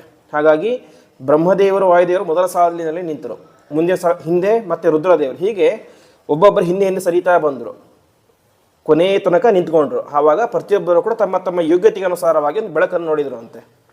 ಈಗ ಒಂದು ದೊಡ್ಡ ತುಂಬ ಬೆಂಕಿ ಇದ್ದರೆ ಪ್ರತಿಯೊಬ್ಬರಿಗೂ ಅದು ಹತ್ತಿರ ಹೋಗ್ಲಿಕ್ಕೆ ಸಾಧ್ಯ ಆಗೋದಿಲ್ಲ. ಕೆಲವೊಬ್ರು ಅದರ ಹತ್ತಿರ ಹೋಗ್ತಾರೆ, ಇನ್ನು ಕೆಲವೊಬ್ರು ಅದಕ್ಕೆ ಸ್ವಲ್ಪ ದೂರ ನಿಂತ್ಕೊಳ್ತಾರೆ. ಹಾಗೆ ಪರಮಾತ್ಮನ ಕಾಂತಿ ಎಷ್ಟು ವಿಶಿಷ್ಟವಾಗಿತ್ತು, ಅದನ್ನು ಅತ್ಯಂತ ಹತ್ತಿರದಿಂದ ನಿಂತು ನೋಡುವಂತಹ ಯೋಗ್ಯತೆ ಬ್ರಹ್ಮದೇವರಿಗೆ ಮಾತ್ರ ಇತ್ತು ಅಂತೆ. ಹಾಗಾಗಿ ಅವರು ಮಾತ್ರ ಮುಂದೆ ನಿಂತರು ಅಂತ ತಿಳಿಸ್ತಾರೆ. ಆ ರೀತಿಯಾದಂಥ ಒಳ್ಳೆಯ ಕಾಂತಿ ಇತ್ತು. ಕೊನೆಗೆ ಪರಮಾತ್ಮ ಕೇಳ್ತಾನೆ ಏನಾಯಿತು ಅಂತ. ಎಲ್ಲವನ್ನು ಕೂಡ ಬ್ರಹ್ಮದೇವರು ತಿಳಿಸ್ತಾರೆ. ತಿಳಿಸಿದಾಗ ಪರಮಾತ್ಮ ಹೇಳ್ತಾನೆ, ಹಾಗಾದರೆ ನೀವು ಸಮುದ್ರ ಮಥನವನ್ನು ಮಾಡಬೇಕು, ಸಮುದ್ರವನ್ನು ಕಡಿಬೇಕು, ಅದರಿಂದಾಗಿ ನಿಮಗೆ ಅಮೃತ ಸಿಗುತ್ತೆ, ಅದರಿಂದ ನೀವು ಮತ್ತೆ ಮೊದಲಿನಂತೆ ಆಗ್ತೀರಿ ಅಂತ. ಆವಾಗ ಬ್ರಹ್ಮದೇವರಿಗೆ ಕೇಳಿದ್ರೆ, ಹಾಗಾದ್ರೆ ಹೇಗೆ ಮಾಡೋದು ಸಮುದ್ರ ಮಥನ ಅಂತ. ಸಮುದ್ರ ಮಥನ ಮಂದರ ಪರ್ವತವನ್ನು ಅದರಲ್ಲಿ ಹಾಕಬೇಕು, ವಾಸುಕಿಯನ್ನು ಒಂದು ಕಡಗೋಲನ್ನಾಗಿ ಅದು ಹಗ್ಗವನ್ನಾಗಿ ಮಾಡಿ ಅದನ್ನು ಕಡಿಬೇಕು ಅಂತೆಲ್ಲ ಹೇಳ್ತಾರೆ. ಸರಿ ಮಾಡ್ತೀವಿ, ಹೊರಡ್ತೀವಿ ಅಂತ ದೇವತೆಗಳು ಹೇಳ್ತಾರೆ. ಆವಾಗ ಪರಮಾತ್ಮ ಹೇಳ್ತಾನೆ, ಒಂದು ನಿಮಿಷ ನಿಂತ್ಕೊಳ್ಳಿ ಅಂತ. ಏನು ಅಂತ ಹೇಳಿದ್ರೆ, ಇದು ನಿಮ್ಮ ಒಬ್ಬರ ಕೈಯಿಂದ ಮಾತ್ರ ಸಾಧ್ಯ ಆಗೋದಿಲ್ಲ, ಸಮುದ್ರವನ್ನು ಮಥನ ಮಾಡೋದು ನಿಮ್ಮ ಕೈಯಲ್ಲಿ ಸಾಧ್ಯ ಆಗೋದಿಲ್ಲ, ಅದಕ್ಕೋಸ್ಕರ ದೈತ್ಯರನ್ನು ಕೂಡ ಸೇರಿಸ್ಕೊಳ್ಳಿ ಅಂತ. ಅದಕ್ಕೆ ದೇವೇಂದ್ರ ಹೇಳ್ತಾನೆ, ಅವ್ರು ಹೇಗೆ ಬರ್ತಾರೆ ಅಂತ. ಏಕೆಂದರೆ ಅವರು ನಮ್ಮ ಶತ್ರುಗಳು, ನಾವು ಬೇಕಾಗಿರೋದು ನಮಗೆ ಅಮೃತ, ನಮಗೆ ಅಮೃತ ಬೇಕು ಅಂತ ಅವರನ್ನು ಸಹಾಯ ಕೇಳಿದ್ರೆ ಮಾಡೋದೇ ಇಲ್ಲ. ಹಾಗಾಗಿ ಅವರು ಸಹಾಯ ಮಾಡಿದರೂ ಕೂಡ ನಮಗೆ ಸಹಾಯ ಬೇಡ, ನಾವೇ ಪ್ರಯತ್ನ ಮಾಡ್ತೀವಿ ಅಂತ ಹೇಳ್ತಾರೆ. ಆವಾಗ ಪರಮಾತ್ಮ ಹೇಳ್ತಾನೆ, ನಿಮ್ಮ ಕೈಲಿ ಒಬ್ಬರಿಂದಲೇ ಸರ್ವಥಾ ಮಾಡಲಿಕ್ಕೆ ಸಾಧ್ಯನೇ ಇಲ್ಲ, ದೈತ್ಯರನ್ನು ನೀವು ಸೇರಿಸ್ಕೊಳ್ಳೇಬೇಕು ಅಂತ. ದೈತ್ಯರು ಹೇಗೆ ಬರ್ತಾರೆ, ನಮಗೆ ಅಮೃತ ಬೇಕು ಸಮುದ್ರ ಮಥನ ಮಾಡೋದು, ಅವ್ರು ಬರೋದಿಲ್ಲ. ಯಾಕೆಂದರೆ ಅದು ಉಪಯೋಗ ಆಗೋದು ಯಾರಿಗೆ, ನಮಗೆ, ಅವರಿಗೆ ಅದರಿಂದ ಉಪಯೋಗ ಆಗೋದಿಲ್ಲ. ಅದಕ್ಕೋಸ್ಕರ ಏನು ಮಾಡೋಣ ಅಂತ ಕೇಳ್ತಾರೆ. ಆವಾಗ ಪರಮಾತ್ಮ ಹೇಳ್ತಾನೆ, ಅರಿಯೋಪಿ ಸಂಧೇಯ ಸತಿ ಕಾರ್ಯಾರ್ಥ ಸಾಧನೆ ಅಂತ ಒಂದು ನ್ಯಾಯವನ್ನು ಹೇಳ್ತಾನೆ. ಏನೋ ನ್ಯಾಯ ಅಂತ ಹೇಳಿದರೆ, ನಮ್ಮ ಕೆಲಸ ಆಗಬೇಕಾದ್ರೆ ನಮ್ಮ ಶತ್ರುಗಳೊಟ್ಟಿಗೂ ಕೂಡ ಸ್ವಲ್ಪ ಹೊತ್ತು ಕೈ ಜೋಡಿಸಬೇಕು ಅಂತ. ಅದಕ್ಕೊಂದು ಕಥೆಯನ್ನು ಹೇಳ್ತಾನೆ ಪರಮಾತ್ಮ. ಒಬ್ಬ ಹಾವಾಡಿಗ ಇರ್ತಾನೆ, ಹಾವಾಡಿಸುವಂತಹ ವ್ಯಕ್ತಿ. ಅವನು ಒಂದು ಹಾವನ್ನು ಬಂಧನ ಮಾಡಿ ಒಂದು ಬಿದಿರಿನ ಪುಟ್ಟಿಯಲ್ಲಿ ಇಟ್ಟಿರ್ತಾನೆ. ಬಿದಿರಿನ ಪುಟ್ಟಿಯಲ್ಲಿ ಇಟ್ಟು ಅದಕ್ಕೆ ಉಸಿರಾಟ ಮಾಡಲಿಕ್ಕೆಲ್ಲ ವ್ಯವಸ್ಥೆ ಮಾಡಿರ್ತಾನೆ. ಅನೇಕ ದಿವಸ ಆದಮೇಲೆ ಒಂದು ಇಲಿಯನ್ನು ಅದರೊಳಗೆ ಬಿಡ್ತಾನೆ ಅಂತೆ. ಯಾಕೆಂದರೆ ಅದಕ್ಕೆ ಆಹಾರ ತಿನ್ಲಿಕ್ಕೆ ಬೇಕು ಏನಾದರೂ ಅಂತ. ಹಾವಿಗೆ ಇಲಿಯನ್ನು ಆಹಾರವನ್ನು ಹಾಕಿ ಒಳಗಡೆ ಹಾಕ್ತಾನೆ. ಆವಾಗ ಹಾವು ಸ್ವಲ್ಪ ಯೋಚನೆ ಮಾಡುತ್ತೆ ಅಂತೆ, ಇವತ್ತು ನಾನು ಇಲಿಯನ್ನು ತಿಂದರೂ ಕೂಡ ಇದೇ ಬುಟ್ಟಿಯಲ್ಲಿ ಇರ್ತೇನೆ, ಇಲಿಯನ್ನು ತಿನ್ನದೇ ಹೋದರೂ ಇದೇ ಬುಟ್ಟಿಯಲ್ಲಿ ಇರಬೇಕು, ನನಗೆ ಕೊನೆ ತನಕ ಇದೇ ಬುಟ್ಟಿ ಗತಿ. ಹಾಗಾಗಿ ಹೇಗಾದರೂ ಮಾಡಿ ಈ ಬುಟ್ಟಿಯಿಂದ ಹೊರಗಡೆ ತಪ್ಪಿಸ್ಕೊಳ್ಬೇಕು ಅಂತ ಯೋಚನೆ ಮಾಡುತ್ತೆ. ಏನು ಮಾಡಬೇಕು, ಅದಕ್ಕೆ ಹಾವಿಗೆ ಹಲ್ಲಿಲ್ಲ. ಆವಾಗ ಇಲಿ ಹತ್ರ ಹೇಳುತ್ತೆ ಅಂತೆ, ಇವತ್ತು ನಾನು ತಿಂದ್ಬಿಡ್ಬೋದು ನಿನ್ನ, ಅದು ನಾನು ತಿನ್ನೋದಿಲ್ಲ, ಇಬ್ಬರು ಕೂಡ ಸೇರಿ ಅದಂತ ತಪ್ಪಿಸ್ಕೊಳ್ಳೋಣ ಅಂತ. ಹೇಗೆ ಅಂತ ಹೇಳಿದ್ರೆ, ನಾನು ಹೀಗೆ ಹೆಡೆ ಇಟ್ಟು ನಿಂತ್ಕೊಳ್ತೇನೆ, ನೀನು ನನ್ನ ಹೆಡೆ ಮೇಲೆ ಹತ್ತಿಕೊಂಡು ಬಿದಿರಿನ ಬುಟ್ಟಿ, ಅದು ಬಿದಿರಿನ ಬುಟ್ಟಿ ಕಟ್ ಮಾಡಿಬಿಡು ನೀನು, ಯಾಕಂದರೆ ಇಲ್ಲಿಗೆ ಹಲ್ಲುಗಳು ಶಾರ್ಪ್ ಜಾಸ್ತಿ ಇರುತ್ತೆ. ಹಾಗಾಗಿ ಕಟ್ ಮಾಡಿಬಿಡು, ನಾವಿಬ್ಬರು ಕೂಡ ಹೊರಗಡೆ ಹೋಗಿ ಆರಾಮಾಗಿ ಬದುಕೋಣ, ಈ ಹಾವಾಡಿಗ ಮನೇಲಿ ಇರೋದು ಬೇಡ ಅಂತ ಹೇಳುತ್ತೆ. ಸರಿ ಅಂತ ಮಾತನ್ನು ನಂಬಿ ಇಲಿ ಏನು ಮಾಡುತ್ತೆ, ತಲೆ ಮೇಲೆ ಹತ್ತುತ್ತೆ. ತಲೆ ಮೇಲೆ ಹತ್ತಿ ಬಿದಿರಿನ ಬುಟ್ಟಿನ ಕಟ್ ಮಾಡುತ್ತೆ. ಕಟ್ ಮಾಡಿ ಹೊರಗಡೆ ಬರುತ್ತೆ. ಹೊರಗಡೆ ಬಂದ ತಕ್ಷಣ ಹಾವೇನು ಮಾಡುತ್ತೆ, ಇಲಿಯನ್ನು ತಿಂದುಬಿಡುತ್ತೆ ಅಂತೆ. ಅಂದರೆ ಇಲ್ಲಿ ಆಗಿದ್ದೇನು, ಕೆಲಸ ಆಗಬೇಕಾಗಿರೋದು ಯಾರಿಗೆ, ಹಾವಿಗೆ. ಅದಕ್ಕೋಸ್ಕರ ಇಲಿ ಏನು ವಾಸ್ತವಿಕವಾಗಿ ಹಾವಿನ ಶತ್ರು, ಆಪೋಸಿಟ್. ಆದರೂ ಕೂಡ ಅದಕ್ಕೇನೋ ಪುಸಲಾಯಿಸಿ ಮಾತು ಹೇಳಿ ಇಬ್ಬರು ಕೂಡ ಹೊರಗಡೆ ಹೋಗೋಣ, ಇಬ್ಬರು ಆರಾಮಾಗಿರ್ಬೋದು ಅಂತ ಹೇಳಿ ಕೊನೆಗೆ ಏನು ಮಾಡಿತ್ತು, ತಾನೊಬ್ಬನೇ ಬದುಕಿತು, ಅದನ್ನು ಕೊಂದು ಬಿಡ್ತು. ಹಾಗೆ ನೀವು ಕೂಡ ಇವತ್ತಾಗಬೇಕಾದ್ರೆ ನಿಮ್ಮ ಕೆಲಸ ಒಬ್ಬರ ಕೈಯಿಂದ ಮಾಡಲಿಕ್ಕೆ ಸಾಧ್ಯ ಇಲ್ಲ. ಹಾವಿಗೂ ಕೂಡ ಬಿದಿರಿನ ಬುಟ್ಟಿ ಕಟ್ ಮಾಡಿ ಸಾಧ್ಯ ಇರಲಿಲ್ಲ. ಕಟ್ ಮಾಡಬೇಕು ಅಂತ ಹೇಳಿದರೆ ಇಲಿನೂ ಬೇಕಾಗಿತ್ತು. ಇಲಿ ಒಂದರ ಕೈಯಲ್ಲೇ ಸಾಧ್ಯ ಆಗುತ್ತಾ, ಸಾಧ್ಯ ಆಗೋದಿಲ್ಲ. ಯಾಕೆ, ಬುಟ್ಟಿ ತುಂಬ ಎತ್ತರ ಇದೆ. ಹಾಗಾಗಿ ಹೆಡೆ ಎತ್ತಿ ಹಾವು ನಿಂತ್ಕೊಳ್ಬೇಕು. ಹಾಗಾಗಿ ಹಾವು ಬೇಕು, ಇಲಿನೂ ಬೇಕು. ಹಾಗೆ ಇಲ್ಲಿಯೂ ಕೂಡ ನೀವು ಇರಬೇಕು, ದೈತ್ಯರು ಇರಬೇಕು, ಇಬ್ಬರು ಕೂಡ ಸೇರಿ ಮಾಡ್ಕೊಳ್ಳಿ, ಅಮೃತ ನಿಮಗೆ ಮಾತ್ರ ಸಿಗುತ್ತೆ ಅಂತ ಈ ರೀತಿಯಾಗಿ ಹೇಳಿದಾಗ ಸರಿ ಅಂತ ಎಲ್ಲ ದೇವತೆಗಳು ಕೂಡ ಮತ್ತೆ ಸ್ವರ್ಗಲೋಕಕ್ಕೆ ಬರ್ತಾರೆ. ಸ್ವರ್ಗಲೋಕಕ್ಕೆ ಬಂದಾಗ ಅಲ್ಲಿ ಎಲ್ಲ ದೈತ್ಯರು ಕೂಡ ಕೂತ್ಕೊಂಡಿರ್ತಾರೆ. ಸಿಂಹಾಸನದ ಮೇಲೆ ಬಲಿಚಕ್ರವರ್ತಿ ಕೂತ್ಕೊಂಡಿರ್ತಾನೆ. ಬಲಿಚಕ್ರವರ್ತಿ ಅಂತ ಹೇಳಿದ್ರೆ ಪ್ರಹ್ಲಾದ ರಾಜನ ಮೊಮ್ಮಗ. ಕೂತ್ಕೊಂಡಾಗ ದೈತ್ಯರು ನೋಡ್ತಾರೆ, ದೇವತೆಗಳೆಲ್ಲ ಬರ್ತಾ ಇರ್ತಾರೆ. ಬಂದಾಗ ಅವರಿಗೆ ಹೆದರಿಕೆ ಆಗುತ್ತೆ, ಯುದ್ಧ ಮಾಡ್ಲಿಕ್ಕೆ ಬರ್ತಾ ಇದ್ದಾರೆ ಏನೋ ಅಂತ. ಮತ್ತೆ ಯುದ್ಧ ಮಾಡ್ಲಿಕ್ಕೆ ಅಂತ ಅವ್ರ ಮೇಲೆ ಹೋಗ್ತಾರೆ. ಆವಾಗ ಬಲಿಚಕ್ರವರ್ತಿ ಹೇಳ್ತಾರೆ, ಸ್ವಲ್ಪ ಹೊತ್ತು ಸುಮ್ಮನಿರಿ ಅಂತ. ಏಕೆ ಅಂತ ಹೇಳಿದ್ರೆ ಅವ್ರ ಮುಖ ನೋಡಿದರೆ ಯುದ್ಧ ಮಾಡ್ಲಿಕ್ಕೆ ಬರೋ ಥರ ಕಾಣಿಸ್ತಾ ಇಲ್ಲ, ಬೇರೆ ಏನೋ ಕೆಲಸಕ್ಕೆ ಬಂದಿದ್ದಾರೆ ಅವರು ಅಂತ. ಸ್ವಲ್ಪ ಹೊತ್ತು ವಿಚಾರ ಮಾಡೋಣ ಇರಿ ಅಂತ ಹೇಳ್ತಾರೆ. ಆವಾಗ ದೇವೇಂದ್ರ ಬಂದು ಮಾತಾಡ್ತಾನೆ, ಹೀಗೆ ನಾವೆಲ್ಲರೂ ಕೂಡ ಸೇರಿ ಅಮೃತಮಥನ ಮಾಡಬೇಕು ಅಂತ ತೀರ್ಮಾನ ಮಾಡಿದ್ದೀವಿ. ಹಾಗಾಗಿ ನೀವು ಬನ್ನಿ, ಇಬ್ಬರೂ ಕೂಡ ಸೇರಿ ಅಮೃತಮಥನ ಮಾಡೋಣ. ಕೊನೆಗೆ ಸಿಕ್ಕಂಥ ಅಮೃತವನ್ನು ನಮಗೆ 50, ನಿಮಗೆ 50, ನಮಗರ್ಧ ನಿಮಗರ್ಧ, ಆ ರೀತಿಗೆ ಒಪ್ಪಂದ ಅಂತ ಮಾಡ್ಕೊಳ್ತಾರೆ. ಪ್ರಾರಂಭದಲ್ಲಿ ಒಪ್ಪೋದಿಲ್ಲ ದೈತ್ಯರು. ಕೊನೆಗೆ ಬಲಿಚಕ್ರವರ್ತಿ ಏನೋ ಎಲ್ಲರನ್ನು ಕೂಡ ಸೇರಿ ಒಪ್ಪಿಸ್ತಾನೆ. ಕೊನೆಗೆ ಅಮೃತ ಮಥನ ಮಾಡೋದು ಅಂತ ಸಮುದ್ರ ಮಥನ ಮಾಡೋ ತೀರ್ಮಾನ ಆಗುತ್ತೆ. ಸಮುದ್ರ ಮಥನಕ್ಕೆ ಒಂದು ಕಡಗೋಲು ಬೇಕು. ಕಡಗೋಲು ಯಾವುದು ಅಂತ ಹೇಳಿದ್ರೆ ಮಂದರ ಪರ್ವತ ಅಂತ. ಆ ಮಂದರ ಪರ್ವತವನ್ನು, ಅದು ದೊಡ್ಡ ಪರ್ವತ. ಆ ದೊಡ್ಡ ಪರ್ವತಕ್ಕೆ ರುದ್ರದೇವರ ಒಂದು ವರ ಇರುತ್ತೆ ಅಂತೆ, ನಿನ್ನನ್ನು ಯಾರೂ ಕೂಡ ಅಲಗಾಡಿಸಬಾರ್ದು ಅಂತ. ಆವಾಗ ಎಲ್ಲ ದೇವತೆಗಳು ದೈತ್ಯರು ಕೂಡ ಹೋಗಿ ಎತ್ತಲಿಕ್ಕೆ ಶುರು ಮಾಡ್ತಾರೆ. ಆ ಪರ್ವತವನ್ನು ಎತ್ತಲಿಕ್ಕೆ ಸಾಧ್ಯನೇ ಆಗೋದಿಲ್ಲ ಅಂತೆ. ಕೊನೆಗೆ ಪರಮಾತ್ಮನೇ ಗರುಡನ ಮೇಲೆ ಬಂದು ಆ ಪರ್ವತನ ಒಂದೇ ಕೈಯಲ್ಲಿ ಎತ್ತಿ ಗರುಡನ ಮೇಲೆ ಇಡ್ತಾನೆ ಅಂತೆ. ಆಯಿತು, ಇಲ್ಲಿಂದ ಎಲ್ಲಿಗೆ ಹೋಗೋಣ, ಕ್ಷೀರ ಸಮುದ್ರಕ್ಕೆ ಹೋಗೋಣ ನಡಿ ಅಂತ ಹೊರಡ್ತಾರೆ. ಹಿಂದ್ಗಡೆ ದೇವತೆಗಳು ಮತ್ತು ದೈತ್ಯರು, ಮುಂದ್ಗಡೆ ಗರುಡ, ಅವನ ಮೇಲೆ ಪರಮಾತ್ಮ, ಹೀಗೆ ಹೋಗ್ತಾ ಇರ್ತಾರೆ. ಈ ದೇವತೆಗಳಿಗೆ ಮತ್ತು ದೈತ್ಯರಿಗೆ ಸ್ವಲ್ಪ ಆಸೆ ಉಂಟಾಗುತ್ತೆ. ನಮ್ಮ ಕೈಯಲ್ಲಿ ಏನಾಗಲಿಲ್ಲ, ಪರ್ವತನ ಎತ್ತಲಿಕ್ಕಾಗಲಿಲ್ಲ. ಈ ಪರ್ವತ ಏನಾಗಿದೆ, ಒಬ್ಬನೇ ಹೊತ್ಕೊಂಡಿದ್ದಾನೆ. ಯಾರು? ಗರುಡ ಒಬ್ಬನೇ ಹೊತ್ಕೊಂಡಿದ್ದಾನೆ. ಹಾಗಾಗಿ ನಾವು ಕೂಡ ಸ್ವಲ್ಪ ಹೊತ್ಕೊಳ್ಳೋಣ ಅಂತ ಪರಮಾತ್ಮ ಹತ್ರ ಕೇಳ್ತಾರೆ. ನಾವು ಕೂಡ ಸ್ವಲ್ಪ ಹೊತ್ಕೊಳ್ತೀವಿ ಪರ್ವತವನ್ನು ಅಂತ. ಆವಾಗ ಪರಮಾತ್ಮ ಹೇಳ್ತಾರೆ, ಇದು ನಿಮ್ಮ ಕೈ ಸಾಧ್ಯ ಆಗೋದಿಲ್ಲ, ಸುಮ್ಮನೆ ಬೇಡ ಅಂತ. ಆದರೂ ಕೂಡ ನಾವು ಹೊತ್ಕೊಳ್ತೀನಿ ಅಂತ ಅವರು ತಮ್ಮ ಒಂದು ಆಸೆಯನ್ನು ವ್ಯಕ್ತಪಡಿಸ್ತಾರೆ. ಆವಾಗ ಏನಾಗುತ್ತೆ, ಸರಿ ಅಂತ ಪರಮಾತ್ಮ ಪರ್ವತವನ್ನು ಕೆಳಗಡೆ ಇಡ್ತಾನೆ. ಎತ್ತಲಿಕ್ಕೆ ಅಂತ ಹೋದಾಗ ಅದರ ಕೆಳಗಡೆ ಅನೇಕ ಜನ ದೇವತೆಗಳು ಮತ್ತು ದೈತ್ಯರೆಲ್ಲರೂ ಕೂಡ ಬಿದ್ದು ಪುಡಿ ಪುಡಿಯಾಗಿ ಹೋಗಿಬಿಡ್ತಾರೆ ಅಂತೆ. ಅಷ್ಟು ದೊಡ್ಡ ಪರ್ವತ. ಕೊನೆಗೆ ಮತ್ತೆ ಆ ಪರ್ವತವನ್ನು ಪರಮಾತ್ಮ ತಾನೇ ಮಾಡ್ತಾನೆ, ಎತ್ತಿ ಗರುಡನ ಮೇಲೆ ಇಟ್ಟುಕೊಂಡು ತಾನು ಅದನ್ನು ಮುಂದೆ ಹೋಗ್ತಾರೆ ಅಂತೆ. ಇಷ್ಟು ಹೋದ ಮೇಲೆ ಕೊನೆಗೆ ಹಗ್ಗ ಬೇಕು, ಕಡಿಲಿಕ್ಕೆ ಹಗ್ಗ ಬೇಕು. ಹಗ್ಗ ಯಾವುದು ಅಂತ ಹೇಳಿದರೆ ವಾಸುಕಿ. ವಾಸುಕಿ ಅಂತ ಹೇಳಿದರೆ ಎಲ್ಲ ಸರ್ಪಗಳ ರಾಜ, ಅದು ವಾಸುಕಿ. ಆ ವಾಸುಕಿ ಹತ್ರ ಹೋಗಿ ಎಲ್ಲ ಕೇಳ್ತಾರೆ. ಸರಿ, ನಾನು ಬರ್ತೇನೆ ಅಂತ ಹೇಳ್ತಾನೆ ವಾಸುಕಿ.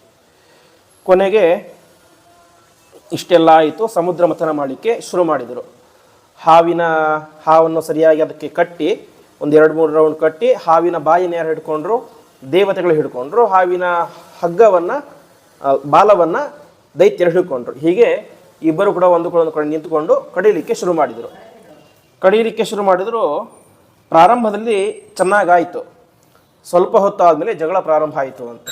ಏನು ಅಂತ ಹೇಳಿದರೆ, ಆ ದೈತ್ಯರು ಹೇಳ್ತಾರೆ, ನಾವೇನು ಮಾಡೋದಿಲ್ಲ, ಈ ಒಂದು ಇದನ್ನು ಹಿಡ್ಕೊಳ್ಳೋದಿಲ್ಲ ಅಂತ. ಏನನ್ನ ಬಾಲ ಹಿಡ್ಕೊಳ್ಳೋದಿಲ್ಲ ಅಂತ. ಯಾಕೆ ಅಂತ ಹೇಳಿದ್ರೆ ಬಾಲ ಎಂಬುದು ಒಂದು ತುಚ್ಛವಾದದ್ದು, ಕೆಳಗಿರುವಂಥದ್ದು. ಅದು ನಾವೇನಿದ್ದರೂ ಕೂಡ ದೊಡ್ಡ ದೊಡ್ಡ ದೈತ್ಯರು, ನಾವು ಸ್ವರ್ಗಲೋಕದ ರಾಜರು. ಹಾಗಾಗಿ ನಾವು ಬಾಲವನ್ನು ಹಿಡ್ಕೊಳ್ಳೋದಿಲ್ಲ, ಮುಖವನ್ನು ಹಿಡ್ಕೊಳ್ತೇವೆ ಅಂತ ಅವ್ರು ತಮ್ಮ ಅಹಂಕಾರ ವ್ಯಕ್ತಪಡಿಸ್ತಾರೆ. ಹಿಡ್ಕೊಂಡ್ರೆ ಮುಖ ಹಿಡ್ಕೊಳ್ಳೋದು, ಇಲ್ಲಂದ್ರೆ ಹಿಡ್ಕೊಳ್ಳೋದೇ ಇಲ್ಲ ಅಂತ.